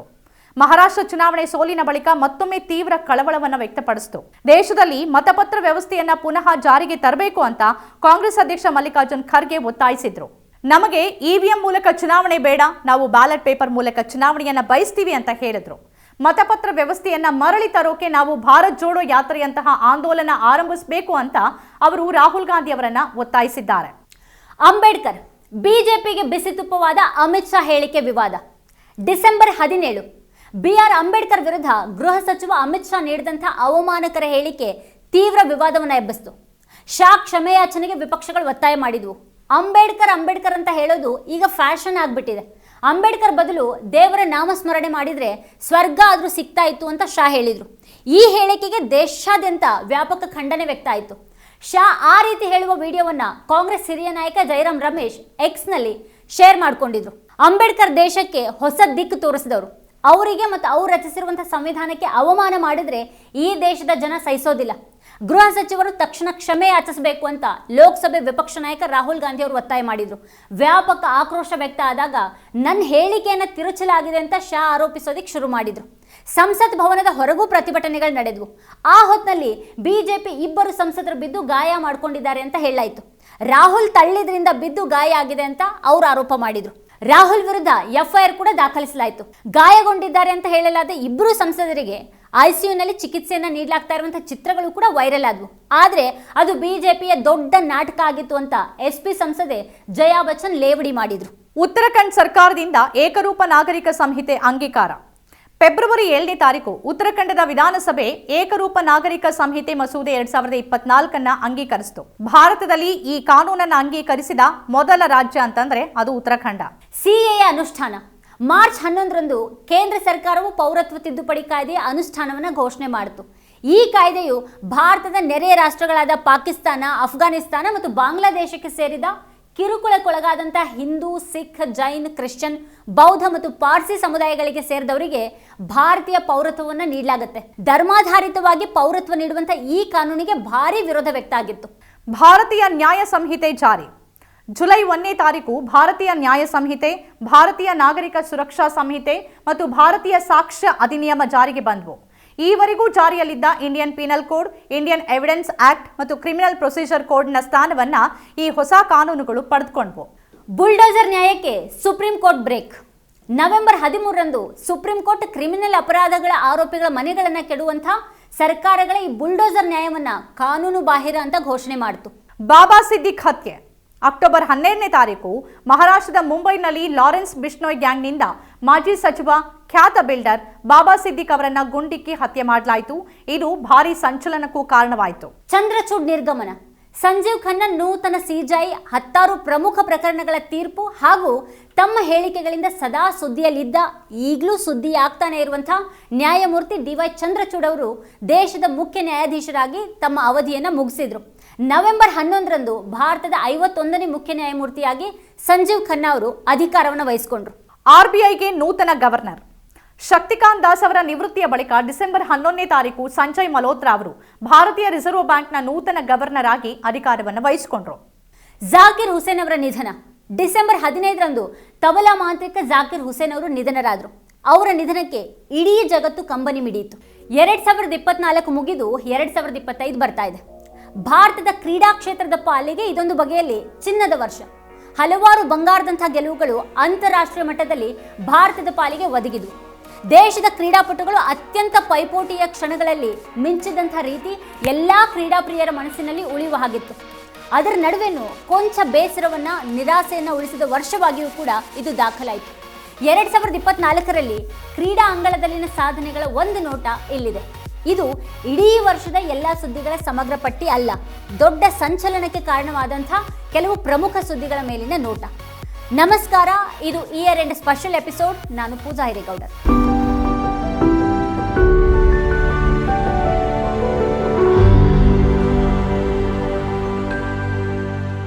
ಪ್ಯಾರಿಸ್ ಒಲಿಂಪಿಕ್ಸ್ನಲ್ಲಿ ಮಿಂಚಿದ ಭಾರತೀಯ ಕ್ರೀಡಾಪಟುಗಳು. ಪ್ಯಾರಿಸ್ ಒಲಿಂಪಿಕ್ಸ್ನಲ್ಲಿ ಭಾರತದ ಅಭಿಯಾನ ಐತಿಹಾಸಿಕ ಸಾಧನೆಗಳ ಖುಷಿಯ ಜೊತೆಗೆ ಕೆಲವು ಕಹಿ ನೆನಪುಗಳನ್ನು ಉಳಿಸಿಬಿಡ್ತು. ಮನು ಭಾಕರ್ ಪ್ಯಾರಿಸ್ ಒಲಿಂಪಿಕ್ಸ್ನಲ್ಲಿ ಭಾರತದ ಮೊದಲ ಒಲಿಂಪಿಕ್ ಶೂಟಿಂಗ್ ಪದಕ, ಕಂಚಿನೊಂದಿಗೆ ಇತಿಹಾಸವನ್ನ ನಿರ್ಮಿಸಿದ್ರು. ನಂತರ ಸರಬ್ಜೋತ್ ಸಿಂಗ್ ಅವರೊಂದಿಗೆ ಮಿಶ್ರ ತಂಡ ಸ್ಪರ್ಧೆಯಲ್ಲಿ ಮತ್ತೊಂದು ಪದಕವನ್ನ ಗೆದ್ರು. ಸ್ವಪ್ನಿಲ್ ಕುಸಾಲೆ 3ನೇ ಶೂಟಿಂಗ್ ಪದಕವನ್ನ ಗಳಿಸಿದ್ರು. ಇದು ಕ್ರೀಡೆಯಲ್ಲಿ ಭಾರತದ ಅತ್ಯುತ್ತಮ ಪ್ರದರ್ಶನವಾಗಿ ದಾಖಲಾಯಿತು. ಪುರುಷರ ಹಾಕಿ ತಂಡ ಕಂಚಿನ ಪದಕ ಗಳಿಸಿತು ಮತ್ತು ನೀರಜ್ ಚೋಪ್ರಾ ಜಾವೆಲಿನ್ ನಲ್ಲಿ ಬೆಳ್ಳಿ ಪದಕವನ್ನ ಗೆದ್ರು.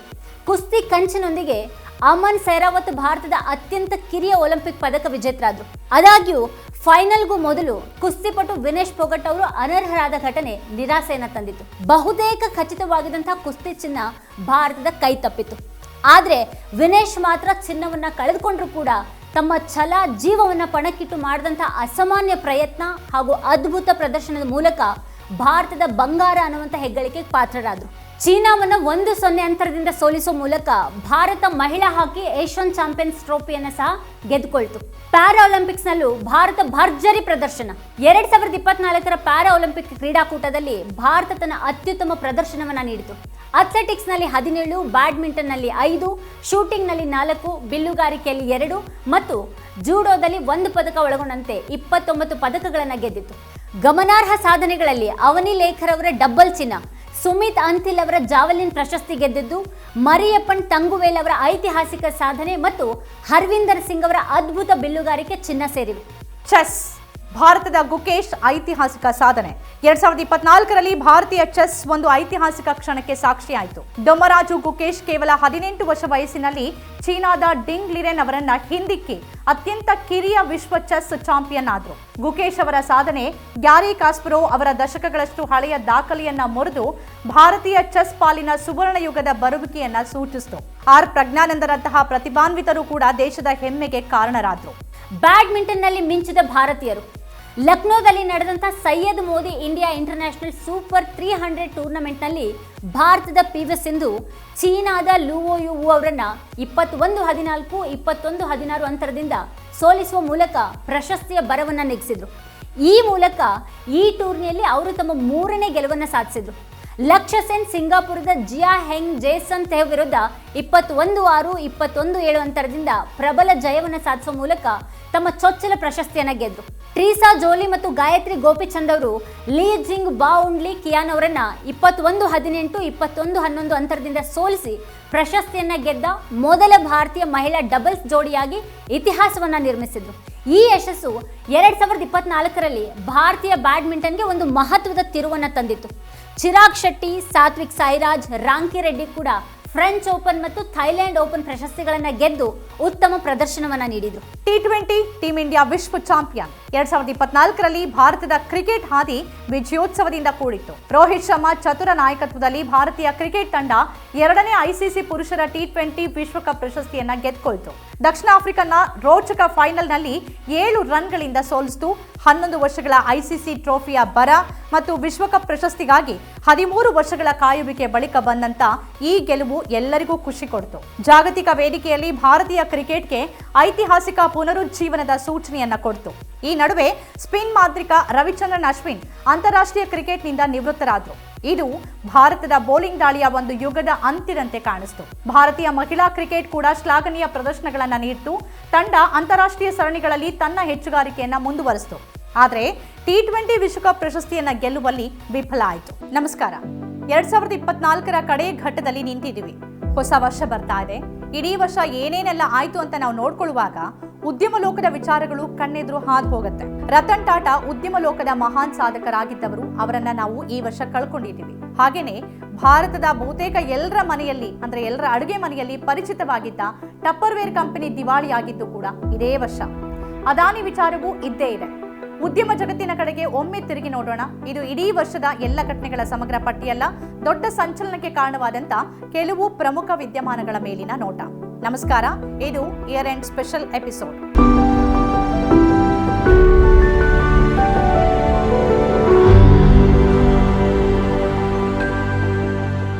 ಉದ್ಯಮ. ಅದಾನಿಗೆ ಅಮೆರಿಕ ಅರೆಸ್ಟ್ ವಾರೆಂಟ್. ಅಮೆರಿಕದ ನ್ಯಾಯಾಲಯ ಉದ್ಯಮಿ ಗೌತಮ್ ಅದಾನಿ ವಿರುದ್ಧ ವಾರೆಂಟ್ ಅನ್ನು ಹೊರಡಿಸಿದ್ದು ದೊಡ್ಡ ಚರ್ಚೆಗೆ ಕಾರಣ ಆಯಿತು. ಗೌತಮ್ ಅದಾನಿ ಮತ್ತು ಅವರ ಸೋದರಳಿಯ ಸಾಗರ್ ಅದಾನಿ ವಿರುದ್ಧ ಆರೋಪಗಳನ್ನ ಮಾಡಲಾಯಿತು. ಇಬ್ಬರ ವಿರುದ್ಧವೂ $265 ಮಿಲಿಯನ್ ಲಂಚ ನೀಡಿದ ಆರೋಪವನ್ನ ಮಾಡಲಾಗಿದೆ. ರೂಪಾಯಿ ಲೆಕ್ಕದಲ್ಲಿ 2238 ಕೋಟಿ. ಇಲ್ಲಿವರೆಗೂ ಅದಾನಿ ಜೊತೆಗೆ ಸಹೋದರನ ಹೆಸರು ಬರ್ತಾ ಇತ್ತು. ಈ ಬಾರಿ ಅಳಿಯನ ಹೆಸರು ತಳಕು ಹಾಕೊಂಡಿದೆ. ಅದಾನಿ ವಿರುದ್ಧದ ಇಷ್ಟು ದೊಡ್ಡ ಹಗರಣದ ಆರೋಪ ಸಾಬೀತಾದ್ರೆ ಮೋದಿ ಅದನ್ನ ಹೇಗೆ ಎದುರಿಸ್ತಾರೆ ಅನ್ನೋ ಪ್ರಶ್ನೆ ಕೂಡ ಎದುರಾಯಿತು. ವಂಚನೆಯ 5 ಪ್ರಕಾರಗಳಲ್ಲಿ ಅದಾನಿ ವಿರುದ್ಧದ ಆರೋಪಗಳ ಕುರಿತು ವಿಚಾರಣೆ ನಡೀಬೇಕಿದೆ. ಅದಾನಿ ಗ್ರೂಪ್ ಈ ಆರೋಪಗಳನ್ನ ಆಧಾರ ರಹಿತ ಅಂತ ಹೇಳಿದೆ. ಆದರೆ ಅಮೆರಿಕ ನ್ಯಾಯಾಲಯದ ಚಾರ್ಜ್ ಶೀಟ್ ಎಲ್ಲ ರೀತಿಯ ಎಲೆಕ್ಟ್ರಾನಿಕ್ ಸಾಕ್ಷ್ಯಗಳನ್ನ ಹೊಂದಿದೆ ಅಂತ ಹೇಳುತ್ತೆ. ಗೌತಮ್ ಅದಾನಿ ಅವರ ಸೋದರಳಿಯನನ್ನ FBI ವಿಚಾರಣೆಗೆ ಒಳಪಡಿಸಿದೆ ಮತ್ತು ಎಲೆಕ್ಟ್ರಾನಿಕ್ ಸಾಧನಗಳನ್ನ ವಶಪಡಿಸಿಕೊಂಡಿದೆ. ನ್ಯಾಯಾಲಯದ ಮುಂದೆ ಹಲವು ರೀತಿಯ ಸಾಕ್ಷ್ಯಗಳಿವೆ ಅಂತ ವರದಿಗಳು ಹೇಳ್ತಿವೆ. ಅಮೆರಿಕಕ್ಕಿಂತ ಮೊದಲು ಭಾರತದಲ್ಲಿ ಅದಾನಿಯನ್ನ ಬಂಧಿಸಬೇಕು ಅಂತ ವಿಪಕ್ಷ ನಾಯಕ ರಾಹುಲ್ ಗಾಂಧಿ ಒತ್ತಾಯಿಸಿದ್ರು. ಅದಾನಿಗೆ ಅಮೆರಿಕ ಕೋರ್ಟ್ ವಾರೆಂಟ್ ವಿಚಾರ ಸಂಸತ್ತಿನ ಅಧಿವೇಶನದಲ್ಲೂ ಬಹಳ ಸಮಯವನ್ನ ತಿಂದು ಹಾಕ್ತು. ಅದಾನಿ ವಿರುದ್ಧ ಒಂದಾದ ಮೇಲೊಂದು ಆರೋಪಗಳು ಕೇಳಿ ಬರ್ತಾನೆ ಇದ್ರೂ ಕೂಡ ಇಲ್ಲಿ ಮಾತ್ರ ಅದಾನಿ ಆ ಆರೋಪಗಳನ್ನ ತಿರಸ್ಕರಿಸ್ತಾರೆ. ಹಾಗೇನೆ ಆಡಳಿತಾರೂಢ ಬಿಜೆಪಿ ಅದಾನಿಗಿಂತ ಹೆಚ್ಚು ಅದಾನಿಯ ಪರವಾಗಿ ವಕಾಲತ್ತನ್ನ ವಹಿಸುತ್ತೆ. ಅದಾನಿ ವಿರುದ್ಧ ಆರೋಪ ಮಾಡೋರ ಮೇಲೇರಿನೇ ಹೋಗುತ್ತೆ. ಅದಾನಿಗೆ ಸಂಬಂಧಪಟ್ಟಂತೆ ಆರೋಪ ಎದುರಿಸ್ತಿರುವ ಸೆಬಿ ಅಧ್ಯಕ್ಷೆ ವಿರುದ್ಧವೂ ಮೋದಿ ಸರ್ಕಾರ ಯಾವುದೇ ಕ್ರಮವನ್ನ ಕೈಗೊಳ್ಳದೆ ಆಕೆಯನ್ನ ರಕ್ಷಣೆ ಮಾಡ್ತಿದೆ ಅನ್ನೋ ಗಂಭೀರ ಆರೋಪವೂ ಕೇಳಿ ಬಂತು. ರತನ್ ಟಾಟಾ ನಿಧನ. ಉದ್ಯಮ ಲೋಕದ ಧ್ರುವ ತಾರೆ ಈ ವರ್ಷ ಕಣ್ಮರೆಯಾದರು. ದೇಶದ ಅಗ್ರಗಣ್ಯ ಉದ್ಯಮಿಯಾಗಿದ್ದಂತಹ ಟಾಟಾ ಸನ್ಸ್ ಗೌರವಾಧ್ಯಕ್ಷ ರತನ್ ನವಲ್ ಟಾಟಾ 2024 ಅಕ್ಟೋಬರ್ 9ರಂದು ತಮ್ಮ 86ನೇ ವಯಸ್ಸಿನಲ್ಲಿ ನಿಧನರಾದರು. ವಯೋಸಹಜ ಕಾಯಿಲೆಯಿಂದ ಬಳಲ್ತಾ ಇದ್ದ ಅವರು ಕಡೆಗೆ ಆಸ್ಪತ್ರೆಯಲ್ಲಿ ಕೊನೆ ಉಸಿರೆಳೆದ್ರು. ಅನೇಕ ಪ್ರಮುಖ ಟಾಟಾ ಉದ್ಯಮಗಳಾದ Tata steel, Tata motors, Tata power, Tata consultancy services, Tata tea, Tata ತಂತ್ರಜ್ಞಾನ, ಇಂಡಿಯನ್ ಹೋಟೆಲ್ಸ್ ಮತ್ತು ಟಾಟಾ ಟೆಲಿ ಸರ್ವಿಸಸ್ ಮುಂತಾದ ಕಂಪನಿಗಳನ್ನು ಅವರು ಸ್ಥಾಪಿಸಿದ್ರು. ಕೈಗಾರಿಕೋದ್ಯಮ, ವ್ಯಾಪಾರ ಸಾಮ್ರಾಜ್ಯದಲ್ಲಿ ತಮ್ಮದೇ ಆದಂತಹ ವಿಶೇಷ ಗುರುತನ್ನ ಅವರು ಹೊಂದಿದ್ರು. ವ್ಯಾಪಾರದಲ್ಲಿ ಮಾತ್ರ ಅಲ್ಲದೆ ಸಮಾಜ ಸೇವೆ, ಪರೋಪಕಾರದಲ್ಲೂ ಕೂಡ ಅವರನ್ನ ಮೀರಿಸಿದ್ದವರು ಇಲ್ಲ ಅಂತಾನೆ ಶ್ಲಾಘಿಸಲಾಗ್ತಾ ಇದೆ. ಟಪ್ಪರ್ವೇರ್ ದಿವಾಳಿ.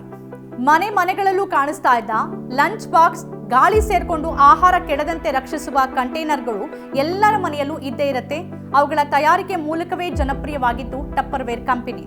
ಭಾರತದಲ್ಲಿ ಮಾತ್ರವಲ್ಲ 100ಕ್ಕೂ ಹೆಚ್ಚು ದೇಶಗಳಲ್ಲಿ ಆಹಾರ ಕೆಡದಂತೆ ರಕ್ಷಿಸುವ ತನ್ನ ಕಂಟೈನರ್ಗಳ ಕಾರಣದಿಂದ ಮನೆ ಮಾತಾಗಿದ್ದ ಅಮೆರಿಕ ಮೂಲದ ಟಪ್ಪರ್ವೇರ್ ಕಂಪನಿ ದಿವಾಳಿ ಸುದ್ದಿ ಕೂಡ ಉದ್ಯಮ ಲೋಕವನ್ನ ಬೆಚ್ಚಿ ಬೀಳಿಸಿತು. 78 ವರ್ಷ ಹಳೆಯ ಕಂಪನಿ ದಿವಾಳಿ ಹಂತ ಮುಟ್ಟಿದ್ದು, ದಿವಾಳಿ ತರದಿಂದ ರಕ್ಷಣೆ ಕೋರಿ ಡರ್ವೇರ್ನ ನ್ಯಾಯಾಲಯದಲ್ಲಿ ಅರ್ಜಿ ಸಲ್ಲಿಸಿದ ವಿಚಾರ ಗೊತ್ತಾಗ್ತಾ ಇದ್ದಂತೆ ಟಪ್ಪರ್ವೇರ್ ಕಂಪನಿಯ ಜೊತೆಗಿದ್ದ ಭಾವನಾತ್ಮಕ ಸಂಬಂಧಗಳ ಮೆಲುಕು ಶುರುವಾಗಿತ್ತು. ಟಪ್ಪರ್ವೇರ್ ಕಂಪನಿ ಮೌಲ್ಯವನ್ನ $500 ಮಿಲಿಯನ್ ನಿಂದ $1 ಬಿಲಿಯನ್ ಅಂತ ಉಲ್ಲೇಖಿಸಲಾಗಿದೆ.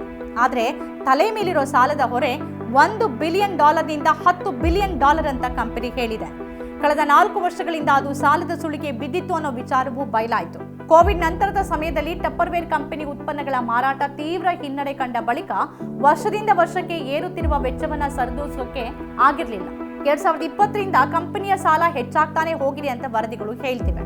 ನಮಸ್ಕಾರ. 2024 ಒಳ್ಳೆಯದಕ್ಕೆ ಹೇಗೋ ಕೆಟ್ಟದ್ದಕ್ಕೂ ಹಾಗೆ ಸಾಕ್ಷಿಯಾಗಿದೆ. ಹಲವಾರು ದುರಂತಗಳು ಈ ವರ್ಷ ಸಂಭವಿಸಿವೆ. ಜನ ಪ್ರಕೃತಿಯ ಮುನಿಸನ್ನೂ ಎದುರಿಸಿದ್ದಾರೆ. ಹಲವು ಜೀವಗಳು ಬಲಿಯಾಗಿ ಹೋಗಿರುವುದು ಕೂಡ ಇದೆ. ಅನೇಕ ದುರಂತಗಳು ಸರ್ಕಾರಗಳ ಹೊಣೆಗೇಡಿತನದ ಪರಿಣಾಮಗಳು ಅನ್ನೋದನ್ನ ನಾವು ಬೇರೆಯಾಗಿ ಹೇಳಬೇಕಾಗಿಲ್ಲ. ಈ ವರ್ಷ ಸಂಭವಿಸಿದ ಕೆಲವು ಪ್ರಮುಖ ದುರಂತಗಳ ಬಗ್ಗೆ ಒಂದು ಹಿನ್ನೋಟ ಇಲ್ಲಿದೆ. ಇದು ಇಡೀ ವರ್ಷದ ಎಲ್ಲ ಘಟನೆಗಳ ಸಮಗ್ರ ಪಟ್ಟಿ ಅಲ್ಲ, ದೊಡ್ಡ ಸಂಚಲನಕ್ಕೆ ಕಾರಣವಾದ ಕೆಲವು ಪ್ರಮುಖ ದುರಂತಗಳ ಮೇಲಿನ ನೋಟ ಮಾತ್ರ. ನಮಸ್ಕಾರ, ಇದು year end special episode.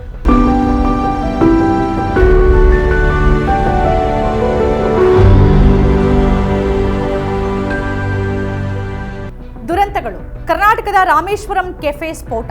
March 1ನೇ ತಾರೀಕು ಬೆಂಗಳೂರಿನ ರಾಮೇಶ್ವರಂ ಕೆಫೆಯಲ್ಲಿ ಬಾಂಬ್ ಸ್ಫೋಟಗೊಂಡು ಕನಿಷ್ಠ 8 ಮಂದಿ ಗಾಯಗೊಂಡರು. ಮಧ್ಯಾಹ್ನದ ವೇಳೆ ಗ್ರಾಹಕರಿಂದ ತುಂಬಿದ್ದ ಕೆಫೆಯೊಳಗೆ ಸುಧಾರಿತ ಸ್ಫೋಟಕ ಸಾಧನ ಅಂದರೆ IED ಸಿಡಿದಿತ್ತು. ಸ್ಫೋಟ ಭೀತಿಯನ್ನು ಉಂಟು ಮಾಡಿತ್ತು. ಪೊಲೀಸರು ತಕ್ಷಣವೇ ಕಾರ್ಯಪ್ರವೃತ್ತರಾಗಿ ಆ ಪ್ರದೇಶವನ್ನು ವಶಕ್ಕೆ ತೆಗೆದುಕೊಂಡರು. ತನಿಖೆಯನ್ನ NIA ವಹಿಸಿಕೊಳ್ತು. ಕಾಂಚನಜುಂಗ ಎಕ್ಸ್ಪ್ರೆಸ್ ಅಪಘಾತ, 15 ಸಾವು. ಜೂನ್ 17ರಂದು ಪಶ್ಚಿಮ ಬಂಗಾಳದ ಡಾರ್ಜಿಲಿಂಗ್ ಜಿಲ್ಲೆಯ ನ್ಯೂ ಜಲ್ಪೈಗುರಿ ನಿಲ್ದಾಣದ ಬಳಿ ಸರಕು ರೈಲು ಕಾಂಚನಜುಂಗ ಎಕ್ಸ್ಪ್ರೆಸ್ಗೆ ಡಿಕ್ಕಿ ಹೊಡೆದು 15 ಜನರು ಸಾವನ್ನಪ್ಪಿದ್ರು ಮತ್ತು 60 ಜನರು ಗಾಯಗೊಂಡಿದ್ರು. ಹಳಿಯಲ್ಲಿ ನಿಂತಿದ್ದಂಥ ಸರಕು ರೈಲಿಗೆ ವೇಗವಾಗಿ ಬರ್ತಾ ಇದ್ದಂಥ ಪ್ಯಾಸೆಂಜರ್ ರೈಲು ಡಿಕ್ಕಿ ಹೊಡೆದ ಪರಿಣಾಮ ಈ ಒಂದು ಅಪಘಾತ ಸಂಭವಿಸಿತ್ತು. ಅಪಘಾತದ ಪರಿಣಾಮವಾಗಿ ಹಳಿ ತಪ್ಪಿ ಹಲವಾರು ಬೋಗಿಗಳು ಉರುಳು ಬಿದ್ದಿದ್ವು. ಕಾಂಚನಜುಂಗ ದುರಂತಕ್ಕೆ ಸಂಬಂಧಿಸಿ ರೈಲ್ವೆ ಸುರಕ್ಷಾ ಆಯೋಗದ ವರದಿ ಲೋಕೋ ಪೈಲಟ್ಗಳಿಗೆ ತರಬೇತಿ ನೀಡಬೇಕಾಗಿರೋದ್ರ ಬಗ್ಗೆ, ವಾಕಿ ಟಾಕಿ ಅಂತ ಅಗತ್ಯ ಉಪಕರಣಗಳನ್ನು ನೀಡಬೇಕಾಗಿರೋದ್ರ ಬಗ್ಗೆ ಹೇಳಿತ್ತು. ತಮಿಳುನಾಡು ಕಳ್ಳಬಟ್ಟಿ ದುರಂತ 55 ಸಾವು. ಜೂನ್ 20ನೇ ತಾರೀಕು ತಮಿಳುನಾಡಿನ ಕಲ್ಲಕುರಿಚಿ ಜಿಲ್ಲೆಯಲ್ಲಿ ಮೆಥನಾಲ್ ಬೆರೆತ ಮದ್ಯವನ್ನ ಸೇವನೆ ಮಾಡಿ 55ಕ್ಕೂ ಹೆಚ್ಚು ಜನ ಸಾವನ್ನಪ್ಪಿದ್ರು. ಬಲಿಯಾದವರಲ್ಲಿ ಹೆಚ್ಚಿನವರು ಕಾರ್ಮಿಕರು ಮತ್ತು ರೈತರಾಗಿದ್ರು. ಅವರು ಸ್ಥಳೀಯ ಮದ್ಯದಂಗಡಿಗಳಲ್ಲಿ ಕಳ್ಳಬಟ್ಟಿ ಸಾರಾಯಿಯನ್ನ ಖರೀದಿ ಮಾಡಿದ್ರು. ಕಲಬೆರಕೆ ಮದ್ಯ ತೀವ್ರ ಆರೋಗ್ಯ ಸಮಸ್ಯೆಗಳನ್ನ ಉಂಟು ಮಾಡಿತ್ತು. ಅನೇಕರು ವೈದ್ಯಕೀಯ ಚಿಕಿತ್ಸೆ ಪಡೆಯೋಕ್ಕಿಂತ ಮುಂಚೆನೆ ಸಾವನ್ನಪ್ಪಿದ್ರು. ಉತ್ತರ ಪ್ರದೇಶ ಹತ್ರಾಸ್ ಸತ್ಸಂಗ್ ಅವಘಡ 123 ಸಾವು. ಜುಲೈ 2ರಂದು ಹತ್ರಾಸ್ನ ರತಿ ಭಾನ್ಪುರ್ ಗ್ರಾಮದಲ್ಲಿ ನಡೆದಂಥ ಒಂದು ಧಾರ್ಮಿಕ ಸಭೆಯ ವೇಳೆ ಕಾಲ್ತುಳಿತ ಸಂಭವಿಸಿತು. ಕನಿಷ್ಠ 123 ಜನರು ಸಾವನ್ನಪ್ಪಿದ್ರು. ಧಾರ್ಮಿಕ ಕಾರ್ಯಕ್ರಮಕ್ಕಾಗಿ ಸೇರಿದಂಥ ಸಾವಿರಾರು ಜನರು ಕಿರಿದಾದ ಹಾದಿಗಳಲ್ಲಿ ಸಿಕ್ಕಾಕೊಂಡಾಗ ಈ ಒಂದು ಕಾಲ್ತುಳಿತ ಸಂಭವಿಸಿತು. ಜನರು ತಪ್ಪಿಸಿಕೊಳ್ಳೋದಕ್ಕೆ ಹೆಣಗಾಡ್ತಾ ಇದ್ದ ಹಾಗೇನೆ ಭೀತಿ ಮತ್ತೆ ಗೊಂದಲ ಉಂಟಾಯಿತು. ಇದು ಉಸಿರುಗಟ್ಟುವಿಕೆ ಮತ್ತು ಕಾಲ್ತುಳಿತ ಕಾರಣ ಆಯಿತು. ಭಾರತ ಬಾಂಗ್ಲಾ ಪ್ರವಾಹ 3 ಲಕ್ಷ ಮಂದಿ ಸ್ಥಳಾಂತರ. ಜುಲೈ 2 ಮತ್ತು 3ರ ನಡುವೆ ಭಾರತ ಮತ್ತು ಬಾಂಗ್ಲಾದೇಶ ಎರಡೂ ಕಡೆ ಭಾರೀ ಮಳೆಯಿಂದ ತೀವ್ರ ಪ್ರವಾಹ ಉಂಟಾಯಿತು. ಅಸ್ಸಾಂ ಮತ್ತು ಅರುಣಾಚಲ ಪ್ರದೇಶದಲ್ಲಿ 16ಕ್ಕಿಂತ ಹೆಚ್ಚು ಜನ ಸಾವನ್ನಪ್ಪಿದ್ರು. 3 ಲಕ್ಷಕ್ಕಿಂತ ಹೆಚ್ಚು ಜನ ಸ್ಥಳಾಂತರಗೊಂಡರು. ನದಿಗಳು ಉಕ್ಕಿ ಹರಿದ್ವು, ಭೂಕುಸಿತ ಸಂಭವಿಸಿತು ಮತ್ತು ಗ್ರಾಮಸ್ಥರು ಪ್ರವಾಹದ ನೀರಿನಲ್ಲಿ ಮುಳುಗೋದ್ರು. ಕೃಷಿ ಹೊಲಗಳು ನಾಶ ಆಯಿತು ಮತ್ತು ಅನೇಕ ಮನೆಗಳು ಕೊಚ್ಚೋಯಿತು. ಬಾಂಗ್ಲಾದೇಶದಲ್ಲೂ ಕೂಡ ಪ್ರವಾಹ ದೊಡ್ಡ ಮಟ್ಟದ ಹಾನಿಯನ್ನೇ ಉಂಟು ಮಾಡಿತು. ಕೇರಳವನ್ನು ನಡಗಿಸಿದಂತಹ ವೈನಾಡ್ ಭೂಕುಸಿತ 231 ಸಾವು. ಜುಲೈ 30ರಂದು ವೈನಾಡ್ ಜಿಲ್ಲೆಯಲ್ಲಿ ಸರಣಿ ಭೂಕುಸಿತಗಳು ಸಂಭವಿಸಿದ್ವು. ಕನಿಷ್ಠ 231 ಜನರು ಸಾವನ್ನಪ್ಪಿದ್ರು ಮತ್ತೆ 397 ಜನರು ಗಾಯಗೊಂಡರು. ಭಾರೀ ಪ್ರಮಾಣದ ನಂತರ ಮಳೆಯಿಂದಾಗಿ ನೆಲದ ತೇವಾಂಶ ಹೆಚ್ಚಾದ ಕಾರಣ ಭೂಕುಸಿತಗಳು ಕೂಡ ಸಂಭವಿಸಿದ್ವು. ಟನ್ಗಟ್ಟಲೆ ಮಣ್ಣು ಮತ್ತು ಅವಶೇಷಗಳ ಅಡಿಯಲ್ಲಿ ಇಡೀ ಹಳ್ಳಿಗಳು ಹೂತು ಹೋಗಿದ್ವು ಮತ್ತು 100ಕ್ಕೂ ಹೆಚ್ಚು ಜನರು ಕಾಣೆಯಾದರು. ಸಾವಿರಾರು ಜನರು ಸ್ಥಳಾಂತರಗೊಂಡರು ಮತ್ತೆ 1500ಕ್ಕೂ ಹೆಚ್ಚು ಮನೆಗಳು ಹಾನಿಗೊಳಗಾದವು ಅಥವಾ ನಾಶವಾದವು. ಈ ಭೂಕುಸಿತಗಳು ಕೇರಳದ ಅತ್ಯಂತ ಮಾರಕ ಘಟನೆಗಳ ಸಾಲಿಗೆ ಸೇರುವಂತಾಯಿತು. ಝಾನ್ಸಿ ಆಸ್ಪತ್ರೆ ಬೆಂಕಿ ಅವಘಡ, 10 ಮಕ್ಕಳ ಸಾವು. ನವೆಂಬರ್ 15ನೇ ತಾರೀಕು ಉತ್ತರ ಪ್ರದೇಶದ ಝಾನ್ಸಿ ಆಸ್ಪತ್ರೆಯಲ್ಲಿ ನವಜಾತ ಶಿಶುಗಳ ವಾರ್ಡ್ನಲ್ಲಿ ಸಂಭವಿಸಿದ ಭೀಕರ ಬೆಂಕಿ ಅನಾಹುತದಲ್ಲಿ ಕನಿಷ್ಠ 10 ಮಂದಿ ಶಿಶುಗಳು ಸಾವನ್ನಪ್ಪಿದ್ವು. ಬೆಳಗಿನ ಜಾವ ಸಂಭವಿಸಿದಂತಹ ಬೆಂಕಿ ವಾರ್ಡ್ನಾದ್ಯಂತ ವೇಗವಾಗಿ ಹರಡಿತ್ತು. ಇನ್ಕ್ಯುಬೇಟರ್ಗಳಲ್ಲಿದ್ದಂಥ ಅನೇಕ ಶಿಶುಗಳು ಅದಕ್ಕೆ ಸಿಕ್ಕಾಕೊಂಡ್ವು. ಬೆಂಕಿಯ ಪರಿಣಾಮವಾಗಿ ಆಸ್ಪತ್ರೆಯ ಮೂಲಸೌಕರ್ಯಕ್ಕೂ ವ್ಯಾಪಕ ಹಾನಿ ಉಂಟಾಯಿತು. ಪುಣೆ ಪೋರ್ಷೆ ಕಾರು ಅಪಘಾತ. ಮೇ 19ರಂದು ಪುಣೆಯಲ್ಲಿ ಅಪ್ರಾಪ್ತ ಬಾಲಕ ಚಲಾಯಿಸ್ತಾ ಇದ್ದಂತಹ ಪೋರ್ಷೆ ಕಾರು 2 IT ಉದ್ಯೋಗಿಗಳಿದ್ದಂತಹ ಬೈಕ್ಗೆ ಡಿಕ್ಕಿ ಹೊಡಿತು. ಈ ಅಪಘಾತದಲ್ಲಿ 2 IT ವೃತ್ತಿಪರರು ಮೃತಪಟ್ಟರು. ಇದರಲ್ಲಿ ಆ ಬಾಲಕನನ್ನ ಬಚಾವ್ ಮಾಡೋದಕ್ಕೆ ನಡೆದಂತಹ ಪ್ರಯತ್ನದ ವಿರುದ್ಧ ಇಡೀ ದೇಶದಲ್ಲಿ ವ್ಯಾಪಕ ಆಕ್ರೋಶ ವ್ಯಕ್ತ ಆಯಿತು. ಈ ವಿವಾದವು ದೇಶಾದ್ಯಂತ ಸುದ್ದಿ ಮಾಡಿತು. ಮಹಾರಾಷ್ಟ್ರ ಎನ್ಕೌಂಟರ್. ಸೆಪ್ಟೆಂಬರ್ನಲ್ಲಿ ಮಹಾರಾಷ್ಟ್ರದ ಬದ್ಲಾಪುರದಲ್ಲಿ 2 ಮಕ್ಕಳ ಮೇಲೆ ಲೈಂಗಿಕ ದೌರ್ಜನ್ಯ ಎಸಗಿದ್ದ ಆರೋಪದಲ್ಲಿ ಅಕ್ಷಯ್ ಶಿಂದೆ ಅನ್ನೋ ವ್ಯಕ್ತಿಯ ಬಂಧನ ಆಗಿತ್ತು. ಕಡೆಗೆ ನ್ಯಾಯಾಲಯದಲ್ಲಿ ಆತನಿಗೆ ತನ್ನ ನಿರಪರಾಧ ಸಾಬೀತುಪಡಿಸುವ ಅವಕಾಶವೂ ಸಿಗದ ಹಾಗೆ ಆತನನ್ನ ಎನ್ಕೌಂಟರ್ನಲ್ಲಿ ಕೊಲ್ಲಲಾಯಿತು. ಆತ ಪೊಲೀಸ್ ಬಂದೂಕಿನಿಂದ ಗುಂಡಿಕ್ಕಿಕೊಂಡು ಆತ್ಮಹತ್ಯೆ ಮಾಡಿಕೊಂಡಿದ್ದಾಗಿ ಮೊದಲು ಸುದ್ದಿ ಹಬ್ಬಿತು. ಆಮೇಲೆ ಆತ ಪೊಲೀಸರಿಂದ ತಪ್ಪಿಸ್ಕೊಂಡು ಓಡೋಕೆ ಪೊಲೀಸರ ಮೇಲೆ ಗುಂಡು ಹಾರಿಸೋಕೆ ಯತ್ನಿಸ್ತಾ, ಆಗ ಆತ್ಮರಕ್ಷಣೆಗಾಗಿ ಆತನ ಮೇಲೆ ಗುಂಡು ಹಾರಿಸಬೇಕಾಯಿತು ಅಂತ ಪೊಲೀಸರು ಹೇಳಿದ್ರು. ಆದರೆ ಕೈಗಳನ್ನ ಹಿಂದಕ್ಕೆ ಕಟ್ಟಿ ಕರೆದೊಯ್ತಾ ಇದ್ದಾಗ ಹೇಗಾತ ಗುಂಡು ಹಾರಿಸೋಕೆ ಸಾಧ್ಯ ಅನ್ನೋ ಅನುಮಾನ ವ್ಯಕ್ತವಾಗಿತ್ತು. ಯಾರೂ ಕಸಿಯದ ರೀತಿಯಲ್ಲಿ ಬಂದೂಕಿನ ವಿನ್ಯಾಸ ಇದ್ದು ಹೇಗದನ್ನ ಕಸಿಯೋಕೆ ಸಾಧ್ಯ ಅಂತ ಕೇಳಲಾಯಿತು. ಪೊಲೀಸರ ಆರೋಪಗಳ ಬಗ್ಗೆ ಹತ್ಯೆಗೀಡಾದವನ ಕುಟುಂಬಸ್ಥರು ಕೂಡ ಆಕ್ಷೇಪ ಎತ್ತಿದ್ರು. ನನ್ನ ಮಗ ಪಟಾಕಿ ಸಿಡಿಸೋದಕ್ಕೂ ಅಂಜ್ತಾ ಇದ್ದ, ಆತ ಹೇಗೆ ಪೊಲೀಸರ ಮೇಲೆ ಗುಂಡು ಹಾರಿಸ್ತಾನೆ? ಪೊಲೀಸರು ನಮ್ಮ ಮಗನನ್ನ ಕೊಂದಿದ್ದಾರೆ, ಘಟನೆ ಬಗ್ಗೆ ತನಿಖೆ ಆಗ್ಲಿ ಅಂತ ಆತನ ತಾಯಿ ಒತ್ತಾಯಿಸಿದ್ರು. ಲೈಂಗಿಕ ದೌರ್ಜನ್ಯ ಪ್ರಕರಣದಲ್ಲಿ ತಪ್ಪೊಪ್ಪಿಗೆ ನೀಡುವಂತೆ ಪೊಲೀಸರು ಆತನ ಮೇಲೆ ಒತ್ತಡ ಹೇರಿದ್ರು ಅಂತ ಶಿಂದೆ ಸಂಬಂಧಿಕರು ಹೇಳಿದ್ರು. ಕೋಲ್ಕತ್ತಾ ಅತ್ಯಾಚಾರ ಪ್ರಕರಣ. ಆಗಸ್ಟ್ 9ರಂದು ಕೋಲ್ಕತ್ತಾದ ಸರ್ಕಾರಿ ಆರ್ಜಿಕರ್ ಆಸ್ಪತ್ರೆಯ ಸೆಮಿನಾರ್ ಹಾಲ್ನಲ್ಲಿ 31 ವರ್ಷದ ವೈದ್ಯ ವಿದ್ಯಾರ್ಥಿನಿಯ ಅತ್ಯಾಚಾರ ಮತ್ತು ಕೊಲೆ ನಡೆಯಿತು. ವೈದ್ಯಕೀಯ ಪರೀಕ್ಷೆಯಲ್ಲಿ ಸಂತ್ರಸ್ತೆ ಲೈಂಗಿಕ ದೌರ್ಜನ್ಯದಿಂದಾಗಿ ಬಾಹ್ಯ ಮತ್ತು ಆಂತರಿಕ ಗಾಯಗೊಂಡು ಕೊಲೆಯಾಗಿರೋದು ಖಚಿತ ಆಗಿತ್ತು. ಈ ಪ್ರಕರಣವನ್ನ ಆತ್ಮಹತ್ಯೆ ಅಂತ ಬಿಂಬಿಸುವಂತ ಯತ್ನ ಕೂಡ ನಡೆದಿತ್ತು. ದುಷ್ಕೃತ್ಯದ ಬಳಿಕ ಕತ್ತು ಹಿಸುಕಿ ಮಗಳನ್ನ ಕೊಲ್ಲಲಾಗಿದೆ ಅಂತ ಪೋಷಕರು ಅಳಲನ್ನು ತೋಡ್ಕೊಂಡಿದ್ರು. ಪ್ರಕರಣ ಸಂಬಂಧ ಆರ್ಜಿಕರ್ ಮೆಡಿಕಲ್ ಕಾಲೇಜಿನ ಮಾಜಿ ಪ್ರಾಂಶುಪಾಲ ಡಾಕ್ಟರ್ ಸಂದೀಪ್ ಘೋಷ್ ಮತ್ತು ತಾಲಾ ಪೊಲೀಸ್ ಠಾಣೆಯ ಪ್ರಭಾರಿ ಅಧಿಕಾರಿ ಅಭಿಜಿತ್ ಮೊಂಡಲ್ ಅವರನ್ನ ಸಿಬಿಐ ಅರೆಸ್ಟ್ ಮಾಡಿತು. ಘಟನೆಯನ್ನ ಖಂಡಿಸಿ ವೈದ್ಯಕೀಯ ಸಿಬ್ಬಂದಿ ದೀರ್ಘಾವಧಿಯ ಪ್ರತಿಭಟನೆಯನ್ನ ನಡೆಸಿದ್ರು. 2024 ಮುಗೀತು, ಇನ್ನೇನಿದ್ರು 2025ರ ದರ್ಬಾರು. ಈ ವರ್ಷ ರಾಜಕಾರಣದಲ್ಲಿ ಹಲವು ಮಹತ್ವದ ಘಟ್ಟಗಳಿದ್ವು. ಸರ್ಕಾರ ನಡೆಸ್ತಾ ಇರುವಂತಹ ಕಾಂಗ್ರೆಸ್ ಮತ್ತು ವಿಪಕ್ಷ ಬಿಜೆಪಿಯ ನಡುವೆ ಚುನಾವಣೆಯೂ ಸೇರಿದಂತೆ ಹಲವು ಬಗೆಯಲ್ಲಿ ರಾಜಕೀಯ ಕದನಗಳು ನಡೆದೇ ಇದ್ವು. ಕರ್ನಾಟಕದ ಪ್ರಮುಖ ರಾಜಕಾರಣಿ ಎಸ್.ಎಂ. ಕೃಷ್ಣ ಅವರ ನಿರ್ಗಮನವೂ ಕೂಡ ಈ ತಿಂಗಳಲ್ಲಿ ಆಗೋಯ್ತು. ರಾಜ್ಯದಲ್ಲಿನ ಕೆಲವು ಪ್ರಮುಖ ವಿದ್ಯಮಾನಗಳ ಕಡೆಗೆ ಒಮ್ಮೆ ಹೊರಳಿ ನೋಡೋಣ. ಇದು ಇಡೀ ವರ್ಷದ ಎಲ್ಲಾ ಘಟನೆಗಳ ಸಮಗ್ರ ಪಟ್ಟಿ ಅಲ್ಲ, ದೊಡ್ಡ ಸಂಚಲನ ಕಾರಣವಾದಂತಹ ಕೆಲವು ಪ್ರಮುಖ ಬೆಳವಣಿಗೆಗಳ ಮೇಲಿನ ನೋಟ. ನಮಸ್ಕಾರ, ಇದು ಇಯರ್ ಎಂಡ್ ಸ್ಪೆಷಲ್ ಎಪಿಸೋಡ್. ನಾನು ಪೂಜಾ ಹಿರೇಗೌಡರ್.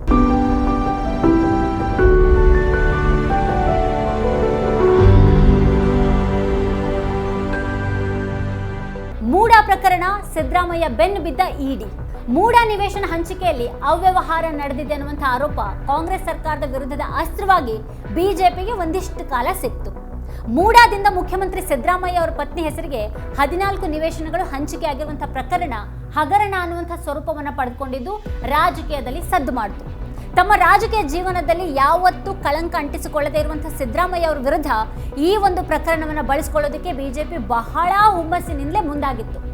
ಆರೋಪದಲ್ಲಿ ಮುಖ್ಯಮಂತ್ರಿ ಸಿದ್ದರಾಮಯ್ಯ ಅವರನ್ನ ವಿಚಾರಣೆಗೆ ಒಳಪಡಿಸೋದಕ್ಕೆ ರಾಜ್ಯಪಾಲ ತಾವರ್ ಚಂದ್ ಗೆಹ್ಲೋಟ್ ಅನುಮತಿ ನೀಡಿದಾಗ ಅದು ರಾಜಕೀಯ ಮತ್ತು ಕಾನೂನು ಸಂಘರ್ಷದ ಸಂಕೀರ್ಣ ಸನ್ನಿವೇಶಕ್ಕೆ ಎಡೆಮಾಡಿಕೊಟ್ಟ ಹಾಗಿತ್ತು. ಸಚಿವ ಸಂಪುಟದ ಸಲಹೆಯನ್ನು ಮೀರಿ ರಾಜ್ಯಪಾಲರು ತಮ್ಮ ಸ್ವವಿವೇಚನೆಯಿಂದ ಮುಖ್ಯಮಂತ್ರಿಯನ್ನ ವಿಚಾರಣೆಗೊಳಪಡಿಸೋದಕ್ಕೆ ಅನುಮತಿಯನ್ನ ನೀಡಬಹುದಾ ಅನ್ನುವಂಥ ಪ್ರಶ್ನೆಯೂ ಎದ್ದಿತ್ತು. ರಾಜ್ಯಪಾಲರು ಪ್ರಾಸಿಕ್ಯೂಷನ್ಗೆ ನೀಡಿದಂತಹ ಅನುಮತಿಯನ್ನ ಪ್ರಶ್ನಿಸಿ ಸಿಎಂ ಸಿದ್ದರಾಮಯ್ಯ ಅವರು ಸಲ್ಲಿಸಿದಂತಹ ಅರ್ಜಿಯನ್ನ ಹೈಕೋರ್ಟ್ ವಜಾಗೊಳಿಸಿದಾಗ ಸಿಎಂ ಅವರು ರಾಜೀನಾಮೆ ನೀಡಬೇಕು ಅಂತ ಬಿಜೆಪಿ ಒತ್ತಾಯ ಮಾಡಿತು. ಪಾದಯಾತ್ರೆಯನ್ನು ಕೂಡ ಅದು ನಡೆಸಿತು. ಆದ್ರೆ ಸಿಎಂ ಸಿದ್ದರಾಮಯ್ಯ ಅವರು ನಾನ್ಯಾಕೆ ರಾಜೀನಾಮೆ ನೀಡಲಿ ಅಂತ ಪ್ರಶ್ನೆ ಮಾಡಿದ್ರು. ಈ ನಡುವೆ ಸಿಎಂ ಸಿದ್ದರಾಮಯ್ಯ ಅವರ ಪತ್ನಿ ಪಾರ್ವತಿ ತಮ್ಮ ಪರಿಹಾರದ ಭಾಗವಾಗಿ ಹಂಚಿಕೆಯಾಗಿದ್ದಂಥ ಎಲ್ಲ 14 ನಿವೇಶನಗಳನ್ನ ಮೂಡಾಗೆ ವಾಪಸ್ ನೀಡೋದಾಗಿ ಘೋಷಿಸಿ ಮೂಡಾಗೆ ಪತ್ರ ಬರೆದಿದ್ರು. ಮೂಡಾ ಪ್ರಕರಣ ಸಂಬಂಧ ಮುಖ್ಯಮಂತ್ರಿ ಸಿದ್ದರಾಮಯ್ಯ ಅವರ ವಿರುದ್ಧ ಮೈಸೂರು ಲೋಕಾಯುಕ್ತದಲ್ಲಿ ಎಫ್ಐಆರ್ ದಾಖಲಾಗಿದ್ದು ಅವರು ವಿಚಾರಣೆಯನ್ನು ಕೂಡ ಎದುರಿಸಿದ್ದಾರೆ. ಈ ಪ್ರಕರಣದಲ್ಲಿ ಇಡಿ ಕೂಡ ತನ್ನ ಎಫ್ಐಆರ್ ಅನ್ನು ದಾಖಲಿಸಿದೆ. ಪ್ರಕರಣದ ತನಿಖಾ ವರದಿಯನ್ನು ಸಲ್ಲಿಸೋದಕ್ಕೆ ಹೈಕೋರ್ಟ್ ಗಡುವನ್ನು ವಿಸ್ತರಿಸಿದ್ದು 2025ರ ಜನವರಿ 28ರವರೆಗೆ ವಿಸ್ತರಿಸಿ ಆದೇಶ ನೀಡಿದೆ. ತನ್ನ ತನಿಖೆ ಕುರಿತು ಇಡಿ ಲೋಕಾಯುಕ್ತಕ್ಕೆ ಒಂದು ಪತ್ರ ಬರೆದು ಆ ಪತ್ರದಲ್ಲಿ ಮೂಡಾದಲ್ಲಿ ಸಿದ್ದರಾಮಯ್ಯ ಅವರ ಪತ್ನಿಗೆ ಸೈಟ್ ವಿತರಣೆಯಲ್ಲಿ ಹಲವಾರು ಅಕ್ರಮಗಳು ನಡೆದಿವೆ ಅಂತ ಹೇಳಿ ಆ ಪತ್ರ ಕೆಲವು ಮಾಧ್ಯಮಗಳಿಗೆ ಸೋರಿಕೆಯಾಗಿದ್ದು ಕೂಡ ದೊಡ್ಡ ವಿವಾದ ಆಯಿತು. ಉಪಚುನಾವಣೆಯಲ್ಲಿ ಕಾಂಗ್ರೆಸ್ ಜಯಬೇರಿ, ಜೆಡಿಎಸ್ ಬಿಜೆಪಿಗೆ ತೀವ್ರ ಮುಖಭಂಗ. ಚನ್ನಪಟ್ಟಣ, ಶಿಗ್ಗಾವಿ ಹಾಗೆಯೇ ಸಂಡೂರು ವಿಧಾನಸಭಾ ಕ್ಷೇತ್ರಗಳ ಉಪಚುನಾವಣೆಗೆ ನವೆಂಬರ್ 13ರಂದು ಮತದಾನ ನಡೆದು ನವೆಂಬರ್ 23ನೇ ತಾರೀಕು ಫಲಿತಾಂಶ ಪ್ರಕಟ ಆಯಿತು. 2023ರ ವಿಧಾನಸಭೆ ಚುನಾವಣೆಯಲ್ಲಿ ಈ 3 ಕ್ಷೇತ್ರಗಳಲ್ಲಿ ಕಾಂಗ್ರೆಸ್, ಬಿಜೆಪಿ, ಜೆಡಿಎಸ್ ಒಂದೊಂದು ಕ್ಷೇತ್ರವನ್ನು ಗೆದ್ಕೊಂಡು, ಆದರೆ ಉಪಚುನಾವಣೆಯಲ್ಲಿ 3 ಕ್ಷೇತ್ರಗಳನ್ನು ಗೆಲ್ಲುವ ಮೂಲಕ ಕಾಂಗ್ರೆಸ್ ನಿಜಕ್ಕೂ ಬಲಗೊಂಡಂತಾಯಿತು. ಸಂಡೂರಿನಲ್ಲಿ ಮಾತ್ರ ಈ ಮುಂಚೆ ಗೆದ್ದಿದ್ದ ಕಾಂಗ್ರೆಸ್ಗೆ ಚನ್ನಪಟ್ಟಣ, ಶಿಗ್ಗಾವಿ ಕ್ಷೇತ್ರಗಳು ಬೋನಸ್ ಆಗಿ ಸಿಕ್ಕಂತಾಯಿತು. ಚನ್ನಪಟ್ಟಣದಲ್ಲಿ ಕುಮಾರಸ್ವಾಮಿ ಪುತ್ರ ನಿಖಿಲ್, ಶಿಗ್ಗಾವಿಯಲ್ಲಿ ಬಸವರಾಜ ಬೊಮ್ಮಾಯಿ ಅವರ ಪುತ್ರ ಭರತ್ ಬೊಮ್ಮಾಯಿ ಸೋಲೋದ್ರೊಂದಿಗೆ ಮಾಜಿ ಸಿಎಂಗಳಿಬ್ಬರೂ ಸೋಲಿನ ರುಚಿಯನ್ನ ನೋಡಬೇಕಾಯಿತು. ಬಿಜೆಪಿ ತೊರೆದು ಕಾಂಗ್ರೆಸ್ ಸೇರಿದ್ದ ಸಿಪಿ ಯೋಗೇಶ್ವರ್ ಗೆದ್ದು ಬೀಗಿದ್ರು. ಸಂಡೂರು ಕ್ಷೇತ್ರವನ್ನ ಉಳಿಸಿಕೊಳ್ಳುವಲ್ಲಿ ಈ ತುಕಾರಾಂ ಕುಟುಂಬ ಯಶಸ್ವಿಯಾಗಿತ್ತು. ಹೀಗೆ 2 ಕ್ಷೇತ್ರಗಳಲ್ಲಿ ಕುಟುಂಬ ರಾಜಕಾರಣಕ್ಕೆ ಜನ ಪಾಠ ಕಲಿಸಿದ್ರೆ 1 ಕ್ಷೇತ್ರದಲ್ಲಿ ಬೆಂಬಲವಾಗಿ ನಿಂತಿದ್ರು. ಯಾವ ಗೆಲುವು ಕಾಂಗ್ರೆಸ್ ಪಾಲಿಗೆ ತೀರಾ ಅಗತ್ಯವಿತ್ತೋ ಆ ಗೆಲುವು ಅದಕ್ಕೆ ಸಿಕ್ಕಂತಾಗಿತ್ತು. ಇದರೊಂದಿಗೆ ಕಾಂಗ್ರೆಸ್ ತನ್ನ ವಿರುದ್ಧದ ಆಂತರಿಕ ಕಚ್ಚಾಟದ ಆರೋಪ ಮತ್ತು ಬಣ ರಾಜಕೀಯದ ಆರೋಪ ಎರಡಕ್ಕೂ ಖಡಕ್ ಉತ್ತರ ಕೊಟ್ಟಿತ್ತು. ಕಾಂಗ್ರೆಸ್ ಸರ್ಕಾರದ ವರ್ಚಸ್ಸು ಈ ಗೆಲುವಿನ ಮೂಲಕ ಹೆಚ್ಚಿತು. ಎಲ್ಲದಕ್ಕಿಂತ ಮುಖ್ಯವಾಗಿ ಕಾಂಗ್ರೆಸ್ ಸರ್ಕಾರದ ವಿರುದ್ಧ ಸತತ ಅಪಪ್ರಚಾರಗಳನ್ನ ಮಾಡ್ತಾ ಬಂದ, ಅನಗತ್ಯ ಆರೋಪಗಳನ್ನ ಮಾಡ್ತಾ ಬಂದ, ಅದನ್ನೇ ತನ್ನ ಸಾಧನೆ ಅಂತ ಅಂದ್ಕೊಂಡಿದ್ದ ಬಿಜೆಪಿಗೆ ತೀವ್ರ ಮುಖಭಂಗ ಆಗಿತ್ತು. ಅದು ಬಳಸಿದ್ದಂತ ವಕ್ಫ್ ಆಸ್ತಿ ಅಪಪ್ರಚಾರದ ಅಸ್ತ್ರವಂತೂ ಛಿದ್ರವಾಗಿತ್ತು. ಸಿದ್ದರಾಮಯ್ಯ ಸರ್ಕಾರದ ವಿರುದ್ಧ ಮುಗಿ ಬೀಳುವುದಕ್ಕೆ ತನ್ನ ಬಿಜೆಪಿ ರಾಜ್ಯಾಧ್ಯಕ್ಷ ಗಿರಿಯನ್ನ ಬಳಸಿದ್ದ ವಿಜಯೇಂದ್ರ ಚುನಾವಣೆ ಫಲಿತಾಂಶದ ಬಗ್ಗೆ ಪ್ರತಿಕ್ರಿಯೆ ಕೊಡುವಾಗ ಮಹಾರಾಷ್ಟ್ರ ಗೆಲುವಿನ ಬಗ್ಗೆ ಪ್ರಸ್ತಾಪ ಮಾಡೋದ್ರೊಂದಿಗೆ ಮಾತನ್ನ ಆರಂಭಿಸುವ ಸ್ಥಿತಿ ಬಂದಿತ್ತು. ಸಿದ್ದು ಸ್ವಾಭಿಮಾನೋತ್ಸವ, ಹಾಸನದಲ್ಲಿ ಕಾಂಗ್ರೆಸ್ ಆರ್ಭಟ, ಜೆಡಿಎಸ್ ಗಡಗಡ. ದೇವೇಗೌಡರ ತವರಿನಲ್ಲೇ ದಳಪತಿಗಳ ಕೋಟೆಯಲ್ಲೇ ಡಿಸೆಂಬರ್ 5ರಂದು ಕಾಂಗ್ರೆಸ್ ಸಮಾವೇಶ ನಡೆಯಿತು. ಜೆಡಿಎಸ್ನ ಜಂಘಾಬಲನೆ ಉಡುಗು ಹಾಗೆ ಸಿದ್ದರಾಮಯ್ಯ ಅವರು ಗುಡುಗಿದ್ರು. ಜೆಡಿಎಸ್ಗೆ ಮಾತ್ರ ಅಲ್ಲ, ಬಿಜೆಪಿ ವಿರುದ್ಧ ಕೂಡ ತೀವ್ರ ವಾಗ್ದಾಳಿ ಈ ಶಕ್ತಿ ಪ್ರದರ್ಶನ ಸಮಾವೇಶದಲ್ಲಿ ನಡೆಯಿತು. ಸಿದ್ದರಾಮಯ್ಯ ಅವರ ಜೊತೆಗೆ ಬಂಡೆಯಾಗಿ ನಿಲ್ತೀನಿ ಅಂತ ಸಮಾವೇಶದಲ್ಲಿ ಡಿ ಕೆ ಶಿವಕುಮಾರ್ ವಾಗ್ದಾನ ಮಾಡಿದ್ರು. ನನ್ನ 40 ವರ್ಷದ ರಾಜಕೀಯ ಜೀವನದಲ್ಲಿ ಹಾಸನದಲ್ಲಿ ಇಷ್ಟೊಂದು ದೊಡ್ಡ ಸಮಾವೇಶ ಆಗಿರೋದನ್ನ ನೋಡಿರಲಿಲ್ಲ ಅಂತ ಸಿದ್ದರಾಮಯ್ಯ ಅವರು ತಮ್ಮ ಭಾಷಣದಲ್ಲಿ ಹೇಳಿದ್ರು. ಮುಂಬರುವ ವಿಧಾನಸಭೆ ಚುನಾವಣೆಯಲ್ಲಿ ಹಾಸನದಲ್ಲಿ ಎಲ್ಲಾ ಕ್ಷೇತ್ರಗಳನ್ನು ಗೆಲ್ತೀವಿ, ಅದಕ್ಕೆ ಮೊನ್ನೆ ರಾಜ್ಯದಲ್ಲಿ ನಡೆದಂತ ಉಪಚುನಾವಣೆನೇ ಸಾಕ್ಷಿ ಅಂತ ಹೇಳಿದ್ರು. ಬಿಜೆಪಿ ಹಾಗೂ ಜೆಡಿಎಸ್ ಎರಡು ಬಡವರ ವಿರೋಧಿಗಳು. ನಾವು ಬಡವರು, ಹಿಂದುಳಿದವರು ಹಾಗೆ ದಲಿತರ ಪರವಾಗಿದ್ದೀವಿ ಅಂತ ಜೆಡಿಎಸ್ ಹಾಗೂ ಬಿಜೆಪಿ ವಿರುದ್ಧ ವಾಗ್ದಾಳಿ ನಡೆಸಿದ್ರು. ಬಿಜೆಪಿಯಿಂದ ರಾಜ್ಯದ ಜನರಿಗೆ ಅನ್ಯಾಯ ಆಗ್ತಾ ಇದೆ. ಈ ಅನ್ಯಾಯದ ಬಗ್ಗೆ ಯಾವತ್ತಾದ್ರೂ ಕೇಳಿದ್ದೀರಾ ಮಿಸ್ಟರ್ ದೇವೇಗೌಡ ಅಂತ ಪ್ರಶ್ನೆ ಮಾಡಿದ್ರು. ಕೇಂದ್ರ ಮಂತ್ರಿಯಾಗಿರುವಂತಹ ಕುಮಾರಸ್ವಾಮಿ ಅವರು ಈ ರಾಜ್ಯದ ಜನರಿಗೆ ಆಗ್ತಾ ಇರುವಂತಹ ಅನ್ಯಾಯದ ಬಗ್ಗೆ ಕೇಳಿದ್ದೀರಾ ಅಂತ ಕಿಡಿಕಾರಿದ್ರು. ಯಾವುದೇ ಕಾರಣಕ್ಕೂ ಗ್ಯಾರಂಟಿ ಯೋಜನೆಗಳನ್ನ ನಿಲ್ಲಿಸೋದಿಲ್ಲ. ನಾವು ಅಧಿಕಾರದಲ್ಲಿ ಇರೋವರೆಗೂ ಗ್ಯಾರಂಟಿ ಯೋಜನೆಗಳು ಇರುತ್ತವೆ. 2028ರಲ್ಲಿಯೂ ಮತ್ತೆ ನಾವೇ ಅಧಿಕಾರಕ್ಕೆ ಬರ್ತೀವಿ ಅಂತ ಹೇಳಿದ್ರು. ಮೊದಲು ಈ ಸಮಾವೇಶ ಸಿದ್ದರಾಮಯ್ಯ ಅವರ ಅಭಿಮಾನಿಗಳು ಮಾಡ್ತಾ ಇರೋದು ಅನ್ನೋಂಥ ಮಾತುಗಳು ಕೇಳಿಬಂತು. ಕಡೆಗೆ ಹೈಕಮಾಂಡ್ ಸೂಚನೆಯ ಮೇರೆಗೆ ಡಿ ಕೆ ಶಿವಕುಮಾರ್ ಅದರ ಆಯೋಜನೆಯನ್ನು ವಹಿಸಿಕೊಂಡಿದ್ದಾರೆ ಅಂತ ಹೇಳಲಾಯಿತು. ಇಂಥ ಅಪಸ್ವರದ ನಡುವೆಯೂ ಅದು ಜೆಡಿಎಸ್ ನಾಯಕರಿಗೆ ಸೆಡ್ಡು ಹೊಡೆಯುವಂಥ ರೀತಿಯಲ್ಲಿ ನಡೆಯಿತು ಅನ್ನೋದು ರಾಜಕೀಯವಾಗಿ ಗಮನ ಸೆಳೆಯಿತು. ಪ್ರಜ್ವಲ್ ರೇವಣ್ಣ ಬಂಧನ. ಮೇ 31ನೇ ತಾರೀಕು ಆಗಿನ ಹಾಸನ ಜೆಡಿಎಸ್ ಸಂಸದ ಪ್ರಜ್ವಲ್ ರೇವಣ್ಣ ಅವರನ್ನ ಲೈಂಗಿಕ ದೌರ್ಜನ್ಯದ ಆರೋಪದ ಮೇಲೆ ಬೆಂಗಳೂರಿನಲ್ಲಿ ಬಂಧಿಸಲಾಯಿತು. ನೂರಾರು ಹೆಣ್ಣು ಮಕ್ಕಳ ಮೇಲೆ ಲೈಂಗಿಕ ದೌರ್ಜನ್ಯ ಎಸಗಿರುವ ಹಾಗೂ ಅದನ್ನ ವಿಡಿಯೋ ರೆಕಾರ್ಡ್ ಮಾಡಿಕೊಂಡಿರುವ ಆರೋಪ ಪ್ರಜ್ವಲ್ ರೇವಣ್ಣ ಮೇಲಿದೆ. ಅದರ ಬೆನ್ನಿಗೆ ಸಂಬಂಧಪಟ್ಟ ಮತ್ತೊಂದು ಲೈಂಗಿಕ ಕಿರುಕುಳ ಪ್ರಕರಣದಲ್ಲಿ ಅವರ ತಂದೆ ಜೆಡಿಎಸ್ ಶಾಸಕ ಎಚ್ ಡಿ ರೇವಣ್ಣ ಹಾಗೆಯೇ ಸೋದರ ಪರಿಷತ್ ಸದಸ್ಯ ಸೂರಜ್ ರೇವಣ್ಣ ಅವರು ಅರೆಸ್ಟ್ ಆದರು. ಆದರೆ ಅವರಿಬ್ಬರಿಗೂ ಜಾಮೀನು ಸಿಕ್ಕಿದೆ. ದರ್ಶನ್ ಬಂಧನ. ರೇಣುಕಾ ಸ್ವಾಮಿ ಅನ್ನುವಂತಹ ವ್ಯಕ್ತಿಯ ಕೊಲೆ ಪ್ರಕರಣಕ್ಕೆ ಸಂಬಂಧಪಟ್ಟ ಹಾಗೆ ಕನ್ನಡದ ನಟ ದರ್ಶನ್, ನಟಿ ಪವಿತ್ರ ಗೌಡ ಹಾಗೂ ಇತರರನ್ನ ಜೂನ್ 11ರಂದು ಪೊಲೀಸರು ಬಂಧಿಸಿದ್ರು. ಡಿಸೆಂಬರ್ 13ರಂದು ಇವರೆಲ್ಲರಿಗೂ ಹೈಕೋರ್ಟ್ ಜಾಮೀನು ನೀಡಿತು. ಎಸ್.ಎಂ. ಕೃಷ್ಣ ನಿಧನ. ಕರ್ನಾಟಕದ ಮಾಜಿ ಮುಖ್ಯಮಂತ್ರಿ ಎಸ್.ಎಂ. ಕೃಷ್ಣ ಅವರು ಡಿಸೆಂಬರ್ 10ನೇ ತಾರೀಕು ನಿಧನರಾದರು. ಅವರಿಗೆ 93 ವರ್ಷ ವಯಸ್ಸಾಗಿತ್ತು. ರಾಜ್ಯ ರಾಜಕಾರಣ ಮಾತ್ರವಲ್ಲದೆ ರಾಜ್ಯಪಾಲರಾಗಿ, ಕೇಂದ್ರ ಸಚಿವರಾಗಿ ಎಲ್ಲ ಹಂತಗಳ ಅಧಿಕಾರ ಹೊಣೆಗಾರಿಕೆಯನ್ನು ಅವರು ನಿರ್ವಹಿಸಿದ್ರು. ಮಂಡ್ಯ ಜಿಲ್ಲೆಯ ಮದ್ದೂರು ತಾಲೂಕಿನ ಸೋಮನಹಳ್ಳಿಯ ಕೃಷ್ಣ ವಿದೇಶಾಂಗ ಸಚಿವರಾಗೋವರೆಗೂ ರಾಜಕಾರಣದಲ್ಲಿ ಉನ್ನತ ಸ್ಥಾನವನ್ನು ಕಂಡವರಾಗಿದ್ದರು. 1999ರಲ್ಲಿ ಕೆಪಿಸಿಸಿ ಅಧ್ಯಕ್ಷರಾದ ಅವರು ಅದೇ ವರ್ಷ ರಾಜ್ಯದಲ್ಲಿ ನಡೆದ ವಿಧಾನಸಭೆ ಚುನಾವಣೆಯಲ್ಲಿ ಕಾಂಗ್ರೆಸ್ ಅನ್ನು ಮುನ್ನಡೆಸಿದ್ರು. ಆ ಚುನಾವಣೆಯಲ್ಲಿ ಕಾಂಗ್ರೆಸ್ 132 ಸೀಟುಗಳನ್ನು ಗೆದ್ದು ಅಧಿಕಾರಕ್ಕೇರಿತ್ತು. ಮುಖ್ಯಮಂತ್ರಿ ಆದಾಗ ಅವರು ಮದ್ದೂರು ಕ್ಷೇತ್ರದಿಂದ ಗೆಲುವನ್ನು ಸಾಧಿಸಿದ್ರು. ಅದರೊಂದಿಗೆ ಮಂಡ್ಯ ಜಿಲ್ಲೆಯಿಂದ ಸಿಎಂ ಆದ ಮೊದಲ ನಾಯಕ ಅನ್ನೋ ಹೆಗ್ಗಳಿಕೆಗೆ ಅವರು ಪಾತ್ರರಾಗಿದ್ರು. 2008ರಲ್ಲಿ ರಾಜ್ಯಪಾಲರ ಸ್ಥಾನಕ್ಕೆ ರಾಜೀನಾಮೆ ನೀಡಿ ರಾಜ್ಯಸಭೆಯನ್ನ ಪ್ರವೇಶ ಮಾಡಿದ್ರು. 2009ರಲ್ಲಿ ಮನಮೋಹನ್ ಸಿಂಗ್ ಸಂಪುಟದಲ್ಲಿ ವಿದೇಶಾಂಗ ವ್ಯವಹಾರಗಳ ಸಚಿವರಾಗಿ ಕಾರ್ಯನಿರ್ವಹಿಸಿ 2012ರಲ್ಲಿ ಆ ಹುದ್ದೆಗೆ ರಾಜೀನಾಮೆ ನೀಡಿದ್ರು. 2017ರಲ್ಲಿ ಬಿಜೆಪಿ ಸೇರ್ಪಡೆಯಾದ ಅವರು 2022ರ ಜನವರಿ 7ರಂದು ತಮ್ಮ 60 ವರ್ಷಗಳ ಸುದೀರ್ಘ ರಾಜಕೀಯಕ್ಕೆ ನಿವೃತ್ತಿಯನ್ನ ಘೋಷಣೆ ಮಾಡಿದ್ರು. ನಮಸ್ಕಾರ. 2024 ಮುಗಿತಿರುವಾಗ ವಿಶ್ವದ ವಿದ್ಯಮಾನಗಳತ್ತ ನೋಡ್ಕೊಳ್ತಾ ಇದ್ರೆ ಅಲ್ಲೊಂದು ವಿಚಿತ್ರ ಅಧಿಕಾರದ ದಾಹ, ಮುಗಿಯದ ಪ್ರತೀಕಾರ, ಪೈಪೋಟಿಯ ಆಟ ಕಾಣಿಸುತ್ತೆ. ಯುದ್ಧಗಳು ನಡೀತಿವೆ, ಮತ್ತೆ ಅನೇಕ ಕಡೆ ದಶಕಗಳ ಕಾಲ ದರ್ಬಾರಿನಲ್ಲಿದ್ದವರು ಪತನಗೊಳ್ತಾ ಇದ್ದಾರೆ, ದೇಶ ಬಿಟ್ಟು ಪಲಾಯನ ಮಾಡ್ತಿದ್ದಾರೆ. ಇದೆಲ್ಲದರ ನಡುವೆ ಅಮಾಯಕ ಜನರು ಯುದ್ಧದ, ರಾಜಕೀಯ ಅತಂತ್ರತೆಯ ಅತಿ ದೊಡ್ಡ ಸಂತ್ರಸ್ತರಾಗುವುದು ತಪ್ಪೋದಿಲ್ಲ. ಈ ವರ್ಷದ ಅಂತಹ ಕೆಲವು ಜಾಗತಿಕ ವಿದ್ಯಮಾನಗಳ ಬಗ್ಗೆ ಒಮ್ಮೆ ನೋಡೋಣ. ಇದು ಇಡೀ ವರ್ಷದ ಎಲ್ಲ ಘಟನೆಗಳ ಸಮಗ್ರ ಪಟ್ಟಿಯಲ್ಲ, ದೊಡ್ಡ ಸಂಚಲನಕ್ಕೆ ಕಾರಣವಾದ ಕೆಲವು ಪ್ರಮುಖ ಬೆಳವಣಿಗೆಗಳ ಮೇಲಿನ ನೋಟ.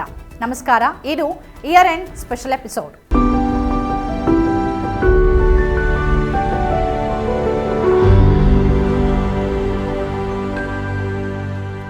ಇಸ್ರೇಲ್ ದಾಳಿಯಿಂದ ಗಾಜಾ ಸರ್ವನಾಶ. ಕಳೆದೊಂದು ವರ್ಷದಿಂದ ಗಾಜಾ ಮೇಲಿನ ಇಸ್ರೇಲ್ ದಾಳಿ ಮುಂದುವರೆದಿದೆ ಮತ್ತು ಗಾಜಾವನ್ನ ಸಂಪೂರ್ಣ ನಾಶಗೊಳಿಸುವಷ್ಟು ಕ್ರೌರ್ಯದ ಸ್ವರೂಪ ಪಡೆದಿದೆ. ಈ ವರ್ಷ ಮುಗಿತಾ ಇದ್ರೂ ಇನ್ನೂ ಇಸ್ರೇಲಿ ಆಕ್ರಮಣಗಳ ಛಾಯೆ ಕರಗಿಲ್ಲ. ಅದರ ನಡುವೆನೇ ಇಸ್ರೇಲ್ ಈಗ ಲೆಬನಾನ್ ಮೇಲೆ, ಇರಾನ್ ಮೇಲೆ ತಿರುಗಿ ಬಿದ್ದಿದೆ. ಮಧ್ಯಪ್ರಾಚ್ಯ ದೇಶಗಳಲ್ಲಿನ ಈ ಯುದ್ಧದ ಸ್ಥಿತಿ ಬಗ್ಗೆ ಜಗತ್ತೇ ಆತಂಕಗೊಳ್ಳುವಂತಾಗಿದೆ. 3ನೇ ಮಹಾಯುದ್ಧದ ಆತಂಕವೂ ಶುರುವಾಗಿದೆ. ಇಸ್ರೇಲ್ ದಾಳಿಗಳಲ್ಲಿ ಬಲಿಯಾದವರು 40,000ಕ್ಕಿಂತ ಹೆಚ್ಚು. ಜೊತೆಗೆ ಹಸಿವು ಮತ್ತು ಗಾಯಾಳುಗಳ ಸ್ಥಿತಿ ದುರಂತದ ತೀವ್ರತೆಯನ್ನ ಇನ್ನೂ ಹೆಚ್ಚಿಸಿದೆ. ದಾಖಲಾದ ಹಾನಿಯ ಪ್ರಮಾಣ ಮೊದಲು ಅಧ್ಯಯನ ಮಾಡಿದ್ದಕ್ಕಿಂತನೂ ಈಗ ಭಿನ್ನವಾಗಿದೆ. ಇಸ್ರೇಲ್ ಪಡೆ ಯಾವಾಗ ಗಾಜಾದ ಕೊನೆಯ ಜನವಸತಿ ಪ್ರದೇಶವಾಗಿದ್ದ ರಫಾದ ಮೇಲೆ ಆಕ್ರಮಣವನ್ನು ಪ್ರಾರಂಭ ಮಾಡ್ತೋ ಆಗಂತೂ ಗಾಜಾ ಛಿದ್ರವಾಗಿ ಹೋಯಿತು. ಗಾಜಾ ನಗರದ ಮುಕ್ಕಾಲು ಭಾಗ ನಾಶವಾಯಿತು. ವಿಶ್ವದಲ್ಲಿ ಅತ್ಯಂತ ಜನನಿಬಿಡ ಪ್ರದೇಶಗಳಲ್ಲಿ ಒಂದಾದ ಗಾಜಾದಲ್ಲಿ ಯುದ್ಧದ ಮೊದಲು 23 ಲಕ್ಷ ಜನ 365 ಚದರ ಕಿಲೋಮೀಟರ್ ಅಂದ್ರೆ 140 ಚದರ ಮೈಲಿ ಭೂಪ್ರದೇಶದಲ್ಲಿ ವಾಸ ಮಾಡ್ತಿದ್ರು. ಇದರ ನಡುವೆ ವೈಜ್ಞಾನಿಕ ನಿಯತಕಾಲಿಕೆ ದಿ ಲ್ಯಾನ್ಸೆಟ್ ಗಾಜಾದಲ್ಲಿ ನಡೆದ ಸಾವು ನೋವುಗಳ ಒಂದು ಅಧ್ಯಯನವನ್ನ ಈ ವರ್ಷದ ಆರಂಭದಲ್ಲೇ ಪ್ರಕಟ ಮಾಡಿತು. ಯುದ್ಧ ಶುರುವಾದ ಬಳಿಕ ಗಾಜಾದಲ್ಲಿ 1,86,000ಕ್ಕಿಂತಲೂ ಹೆಚ್ಚಿನ ಜನ ಪ್ರಾಣವನ್ನು ಕಳೆದುಕೊಂಡಿರೋದಾಗಿ ಅದು ಹೇಳ್ತು. ದಿ ಲ್ಯಾನ್ಸೆಟ್ ಅದನ್ನು ಪ್ರಕಟಿಸಿದ ಹೊತ್ತಲ್ಲಿ ಗಾಜಾದಲ್ಲಿ ಸಾವಿಗೀಡಾದವರ ಕುರಿತು ಅಧಿಕೃತ ಅಂಕಿಅಂಶಗಳು 38,000 ಅಂತ ಸೂಚಿಸ್ತಾ ಇದ್ವು. ಆದರೆ ಅಧಿಕೃತವಾಗಿ ಪ್ರಕಟ ಮಾಡಲಾಗಿರುವ ಅಂಕಿಅಂಶಗಳನ್ನು ಮೀರಿದ ಬೇರೆಯದ್ದೇ ಸತ್ಯ ಹೊಂದಿದೆ. ಲೆಕ್ಕಕ್ಕೆ ಸಿಗದೆ ಹೋಗಿರುವ ಜೀವಗಳ ಬಗ್ಗೆನೂ ಕಳವಳ ಬೇಕಾಗಿದೆ ಅನ್ನೋದನ್ನ ಆ ವರದಿ ಹೇಳಿತ್ತು. ದಿ ಲ್ಯಾನ್ಸೆಟ್ ವರದಿ ಪ್ರಕಟವಾದ ಹೊತ್ತಿನಲ್ಲಿ ಗಾಜಾದಲ್ಲಿ ಆಸ್ಪತ್ರೆಯ ಸೌಲಭ್ಯನೇ ಇಲ್ಲವಾಗಿ ಸುರಕ್ಷಿತ ಪ್ರದೇಶಕ್ಕೆ ಹೋಗೋರು ದಾರಿಯಲ್ಲಿ ಪ್ರಾಣವನ್ನ ಕಳೆದುಕೊಳ್ತಾ ಇದ್ರು. ಯುದ್ಧದಲ್ಲಿ ಆಗ್ತಿರುವ ನೇರ ಹಿಂಸಾಚಾರಕ್ಕಿಂತನೂ 15 ಪಟ್ಟು ಹೆಚ್ಚು ಸಾವುಗಳು ಪರೋಕ್ಷ ಹಿಂಸಾಚಾರದಿಂದ ಸಂಭವಿಸಿವೆ. ಹಾಗಾಗಿ ನೇರ ಯುದ್ಧದಲ್ಲಿ ಸತ್ತವರಲ್ಲದೆ ಪರೋಕ್ಷ ಹಿಂಸಾಚಾರದಲ್ಲಿ ಜೀವವನ್ನು ಕಳೆದುಕೊಂಡವರು ಸೇರಿ ಬಲಿಯಾದವರ ಸಂಖ್ಯೆ 1,86,000ಕ್ಕಿಂತಲೂ ಹೆಚ್ಚು ಅಂತ ಆ ವರದಿ ಹೇಳಿತ್ತು. ಇಸ್ರೇಲ್ ತನ್ನ ಆತ್ಮರಕ್ಷಣೆಯ ನೆಪದಲ್ಲಿ ಗಾಜಾದಲ್ಲಿ ಯುದ್ಧವನ್ನಷ್ಟೇ ನಡೆಸಲಿಲ್ಲ, ಬದಲಿಗೆ ಅದು ಯುದ್ಧಾಪರಾಧವೆಸಗಿದೆ ಅನ್ನೋದನ್ನೇ ಬಹಳಷ್ಟು ವರದಿಗಳು ಒತ್ತಿ ಹೇಳಿವೆ. ಆದರೆ ಅಮೆರಿಕ, ಇಂಗ್ಲೆಂಡ್ ಸಹಿತ ಜಗತ್ತಿನ ಪ್ರಭಾವಿ ದೇಶಗಳು, ಸಂಸ್ಥೆಗಳು ಇಸ್ರೇಲ್ ಅನ್ನ ತಡೆಯುವಲ್ಲಿ ಸಂಪೂರ್ಣ ವಿಫಲವಾಗಿವೆ. ಮಾತ್ರವಲ್ಲ, ಇಸ್ರೇಲ್ ಬೆನ್ನಿಗೆ ನಿಂತು ಗಾಜಾ ಮೇಲಿನ ದಾಳಿಗೆ ಕುಮ್ಮಕ್ಕನ್ನ ನೀಡ್ತಾ ಇರೋದು ಬಯಲಾಯಿತು. ಇರಾನ್ ಅಧ್ಯಕ್ಷರ ಸಾವು, ಹಮಾಸ್ ಹಿಜ್ಬುಲ್ಲಾ ನಾಯಕರ ಕಗ್ಗೊಲೆ. ಮೇ 19, 2024ರಂದು ಇರಾನ್ ಅಧ್ಯಕ್ಷ ಇಬ್ರಾಹಿಂ ರೈಸಿ ಅವರು ಹೆಲಿಕಾಪ್ಟರ್ ಅವಘಡದಲ್ಲಿ ಮೃತಪಟ್ಟರು. ಇಸ್ರೇಲ್ನ ಕಟ್ಟಾ ವಿರೋಧಿ ಇರಾನ್ ಅಧ್ಯಕ್ಷರ ಸಾವಿನ ಹಿಂದೆ ಇಸ್ರೇಲ್ ಕೈವಾಡ ಇದೆ ಅನ್ನುವಂಥ ಆರೋಪಗಳು ಕೂಡ ಕೇಳಿಬಂದವು. ಆದರೆ ಇಸ್ರೇಲ್ ಅದನ್ನು ನಿರಾಕರಿಸಿತು. ಜುಲೈನಲ್ಲಿ ದೇಶದ ನೂತನ ಅಧ್ಯಕ್ಷರಾಗಿ ವೈದ್ಯ ಮಸೂದ್ ಪೆಜೆಶ್ಕಿಯನ್ ಅವರು ಅಧಿಕಾರವನ್ನು ವಹಿಸಿಕೊಂಡರು. ಹೊಸ ಅಧ್ಯಕ್ಷರ ಪದಗ್ರಹಣ ಸಮಾರಂಭಕ್ಕೆ ಅತಿಥಿಯಾಗಿ ಬಂದಿದ್ದಂಥ ಪ್ಯಾಲೆಸ್ತೀನ್ ಹಮಾಸ್ ಸಂಘಟನೆಯ ರಾಜಕೀಯ ನಾಯಕ ಇಸ್ಮಾಯಿಲ್ ಹನಿಯಾ ಅವರು ಟೆಹರಾನ್ನಲ್ಲಿ 31 ಜುಲೈ 2024ರಂದು ಇಸ್ರೇಲ್ ನಡೆಸಿದ ದಾಳಿಯಲ್ಲಿ ಬಲಿಯಾದರು.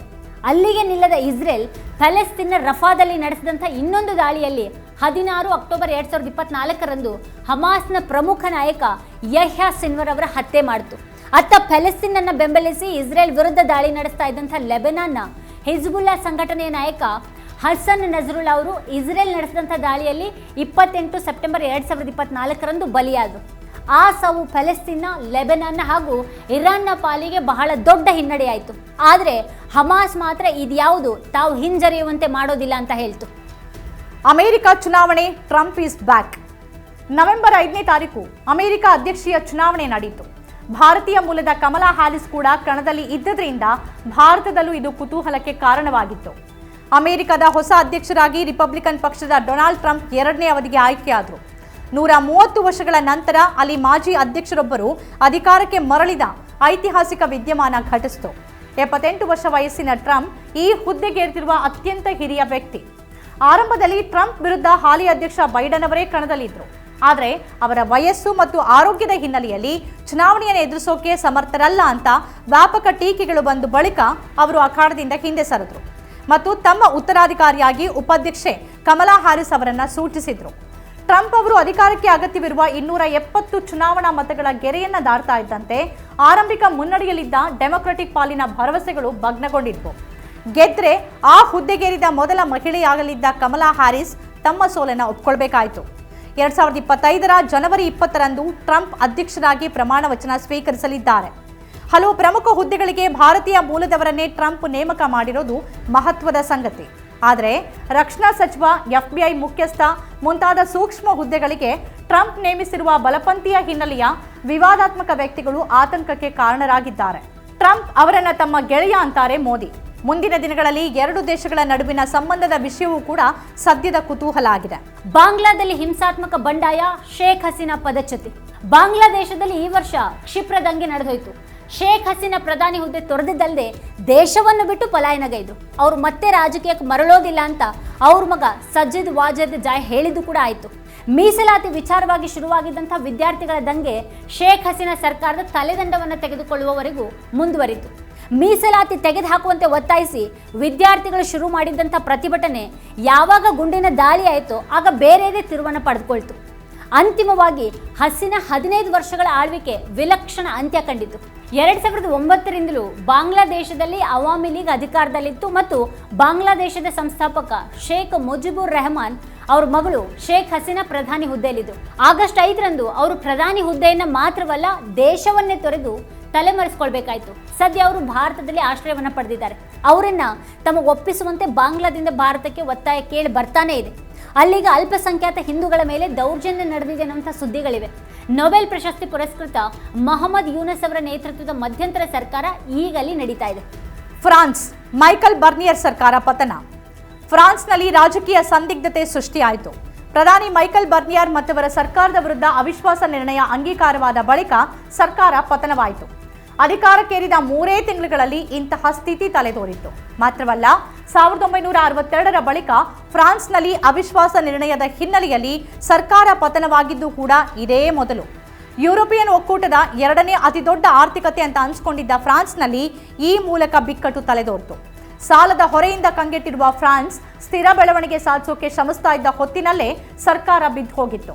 ಫ್ರಾನ್ಸ್ ಸಂಸತ್ತಿಗೆ ಇದೇ ವರ್ಷ ಜುಲೈನಲ್ಲಿ ನಡೆದಿದ್ದ ಚುನಾವಣೆಯಲ್ಲಿ ಯಾವುದೇ ಪಕ್ಷಕ್ಕೆ ಬಹುಮತ ದೊರಕಿರಲಿಲ್ಲ. ಇದರಿಂದ ಅತಂತ್ರ ಪರಿಸ್ಥಿತಿ ನಿರ್ಮಾಣವಾಗಿತ್ತು. 2ನೇ ಮಹಾಯುದ್ಧದ ಬಳಿಕ ಫ್ರಾನ್ಸ್ ಇತಿಹಾಸದಲ್ಲೇ ಮೊದಲ ಬಾರಿಗೆ ಇಂತಹ ಸ್ಥಿತಿ ಎದುರಾಗಿತ್ತು. ಬರ್ನಿಯರ್ಗೂ ಮುನ್ನ ಪ್ರಧಾನಿಯಾಗಿದ್ದ ಗೇಬ್ರಿಯಲ್ ಅಟ್ಟಲ್ 2024ರ ಜನವರಿಯಿಂದ ಸೆಪ್ಟೆಂಬರ್ವರೆಗೆ ಅಧಿಕಾರದಲ್ಲಿದ್ದರು. ಸೆಪ್ಟೆಂಬರ್ನಲ್ಲಿ ಪ್ರಧಾನಿಯಾಗಿ ನೇಮಕಗೊಂಡಿದ್ದ ಮೈಕೆಲ್ ಬರ್ನಿಯರ್ ಡಿಸೆಂಬರ್ನಲ್ಲಿ ಅಧಿಕಾರವನ್ನು ಕಳೆದುಕೊಳ್ಳುವ ಮೂಲಕ ಫ್ರಾನ್ಸ್ ಇತಿಹಾಸದಲ್ಲೇ ಅತೀ ಕಡಿಮೆ ಅವಧಿಯ ಪ್ರಧಾನಿ ಅಂತ ಅನ್ಸ್ಕೊಳ್ಳುವಂತಾಯಿತು. ಸಿರಿಯಾ ಬಶರ್ ಅಲ್ ಅಸದ್ ಆಳ್ವಿಕೆ ಪತನ. ಸಿರಿಯಾದಲ್ಲಿ ಡಿಸೆಂಬರ್ 2ನೇ ವಾರ ಸ್ಫೋಟಕ ವಿದ್ಯಮಾನವನ್ನು ಜರುಗಿತು. ದಶಕಗಳಷ್ಟು ಕಾಲ ಸಿರಿಯಾವನ್ನು ಆಳಿದಂಥ ಸರ್ವಾಧಿಕಾರಿ ಬಶರ್ ಅಲ್ ಅಸದ್ ಪದಚ್ಯುತಿಯಾಯಿತು. ಸಿರಿಯಾ ರಾಜಧಾನಿ ಬಂಡುಕೋರರ ವಶವಾಯಿತು. ಹಯಾತ್ ತೆಹರಿಯರ್ ಅಲ್ ಶಾಮ್ ಅಂದರೆ HTS ಸಂಘಟನೆ ತನ್ನ ಧ್ವಜವನ್ನು ಹಾರಿಸಿತು. HTS ನಾಯಕ ಅಬು ಮೊಹಮ್ಮದ್ ಅಲ್ ಜಲಾನಿ ಸಿರಿಯಾ ಆಡಳಿತವನ್ನು ತನ್ನ ಕೈಗೆ ತೆಗೆದುಕೊಂಡ್ರು. ಅಲ್ಲಿಯವರೆಗೂ ಸಿರಿಯಾದ 80%ಕ್ಕೂ ಹೆಚ್ಚು ಭಾಗವನ್ನು ನಿಯಂತ್ರಿಸ್ತಾ ಇದ್ದಿದ್ದು ಅಧ್ಯಕ್ಷ ಅಸದ್. ಇದಕ್ಕಿದ್ದ ಹಾಗೆ ಎಲ್ಲಾನು ಬದಲಾಯಿತು. ಬಂಡುಕೋರರು ಅಲ್ಲೋಲ ಕಲ್ಲೋಲ ಮಾಡಿಬಿಟ್ರು. ನವೆಂಬರ್ನಲ್ಲಿ ಹಿಜ್ಬುಲ್ಲಾ ಮತ್ತು ಇಸ್ರೇಲ್ ನಡುವೆ ಶಾಂತಿ ಒಪ್ಪಂದ ಏರ್ಪಟ್ಟ ದಿನಾನೇ ಈ ಬಂಡುಕೋರರ ಅಟ್ಟಹಾಸ ಕೂಡ ಶುರುವಾಗಿತ್ತು. ಲೆಬನಾನ್ನಲ್ಲಿ ಕದನ ವಿರಾಮವಾದ ಕೆಲವೇ ತಾಸುಗಳಲ್ಲಿ ಸಿರಿಯಾಕ್ಕೆ ಮತ್ತೊಂದು ಬಂಡುಕೋರ ಪಡೆ ಒಕ್ಕರಿಸಿತು. ನವೆಂಬರ್ ಕೊನೆಯಲ್ಲಿ ಎಲೆಪ್ಪೋವನ್ನು ವಶಪಡಿಸಿಕೊಂಡಂಥ ಉಗ್ರರ ದಂಡು ಡಮಾಸ್ಕಸ್ನಲ್ಲಿಯ ಬಶರ್ ಅಲ್ ಅಸಾದ್ ಅರಮನೆಯ ಒಳಗೆ ಬಂದುಬಿಡ್ತು.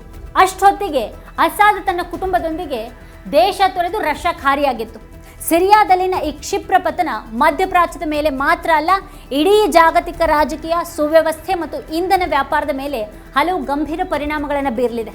ಅಸದ್ ಆಳ್ವಿಕೆ ಕೊನೆ ಆಗ್ತಾ ಇದ್ದ ಹಾಗೇನೆ ಮಧ್ಯಪ್ರಾಚ್ಯದಲ್ಲಿ ಒಂದು ರಾಜಕೀಯ ನಿರ್ವಾತ ತಲೆದೂರಿದೆ. ಈ ವಿದ್ಯಮಾನ ರಷ್ಯಾಕ್ಕೆ ದೊಡ್ಡ ಹಿನ್ನಡೆಯಾಗಿದೆ. 2015ರಲ್ಲಿ ಅಸದ್ ಗೆಲುವಿನಲ್ಲಿ ಮಹತ್ವದ ಪಾತ್ರ ವಹಿಸಿದ್ದು ರಷ್ಯಾದ ವಾಯುದಾಳಿ. ರಷ್ಯಾ ಮಧ್ಯಪ್ರವೇಶನೇ ಅಸದ್ ಆಡಳಿತ ಮರುಸ್ಥಾಪನೆಯಲ್ಲಿ ಪಾತ್ರ ವಹಿಸಿತ್ತು. ಇನ್ನೊಂದು ಕಡೆಗೆ ಅಸದ್ ಅವರನ್ನ ಬೀಳಿಸೋದಕ್ಕೆ ಯತ್ನ ನಡೆಸಿದಂಥ ಅಮೆರಿಕಕ್ಕೆ ಇದು ದೊಡ್ಡ ಗೆಲುವಾಗಿದೆ. ಆದರೆ ಈ ಕ್ಷಿಪ್ರ ಬೆಳವಣಿಗೆಯಿಂದ ಅಮೆರಿಕ ಕೂಡ ಅಚ್ಚರಿಗೊಂಡಿದ್ದು ಸುಳ್ಳಲ್ಲ. ಸದ್ಯಕ್ಕಂತೂ ಸಿರಿಯಾ ಭವಿಷ್ಯ ಏನು ಅನ್ನೋದು ಅತಂತ್ರವಾಗಿ ಮಾತ್ರನೇ ಕಾಣಿಸ್ತಾ ಇದೆ. ವ್ಲಾಡಿಮಿರ್ ಪುಟಿನ್ ಮತ್ತೆ ಅಧಿಕಾರಕ್ಕೆ. ಮಾರ್ಚ್ 15ರಿಂದ 17ರವರೆಗೆ ರಷ್ಯಾದ ಅಧ್ಯಕ್ಷೀಯ ಚುನಾವಣೆ ನಡೆಯಿತು. ಹಾಲಿ ಅಧ್ಯಕ್ಷ ವ್ಲಾಡಿಮಿರ್ ಪುಟಿನ್ 5ನೇ ಅವಧಿಗೆ ಅಧ್ಯಕ್ಷರಾಗಿ ಮರು ಆಯ್ಕೆಯಾದರು. 1400 ಮಂದಿ ಹಜ್ ಯಾತ್ರಾರ್ಥಿಗಳ ಮೃತ್ಯು. ಸೌದಿ ಅರೇಬಿಯಾದ ಮಕ್ಕಾದಲ್ಲಿ 2024ರ ಹಜ್ ನಿರ್ವಹಣೆಯ ಸಂದರ್ಭ ತೀವ್ರ ತಾಪದಿಂದಾಗಿ ಕನಿಷ್ಠ 1400 ಜನರು ಮೃತಪಟ್ಟಿದ್ದಾರೆ ಅಂತ ವರದಿಯಾಗಿದೆ. ಇದಿಷ್ಟು 2024ರ ಇಯರ್ ಎಂಡಿಂಗ್ ಸ್ಪೆಷಲ್ ಎಪಿಸೋಡ್. ನೋಡ್ತಾ ಇರಿ ವಾರ್ತಾಭಾರತಿ. ನೀವಿನ್ನು ವಾರ್ತಾಭಾರತಿ ಯೂಟ್ಯೂಬ್ ಚಾನಲನ್ನು ಸಬ್ಸ್ಕ್ರೈಬ್ ಮಾಡಿಲ್ಲ ಅಂತಂದರೆ ಈ ಕೂಡಲೇ ಸಬ್ಸ್ಕ್ರೈಬ್ ಮಾಡಿ, ಹಾಗೆ ಪಕ್ಕದಲ್ಲಿರುವಂಥ ಬೆಲ್ ಐಕಾನ್ನ ಪ್ರೆಸ್ ಮಾಡಿ ನಮ್ಮನ್ನು ಬೆಂಬಲಿಸಿ. Thank you.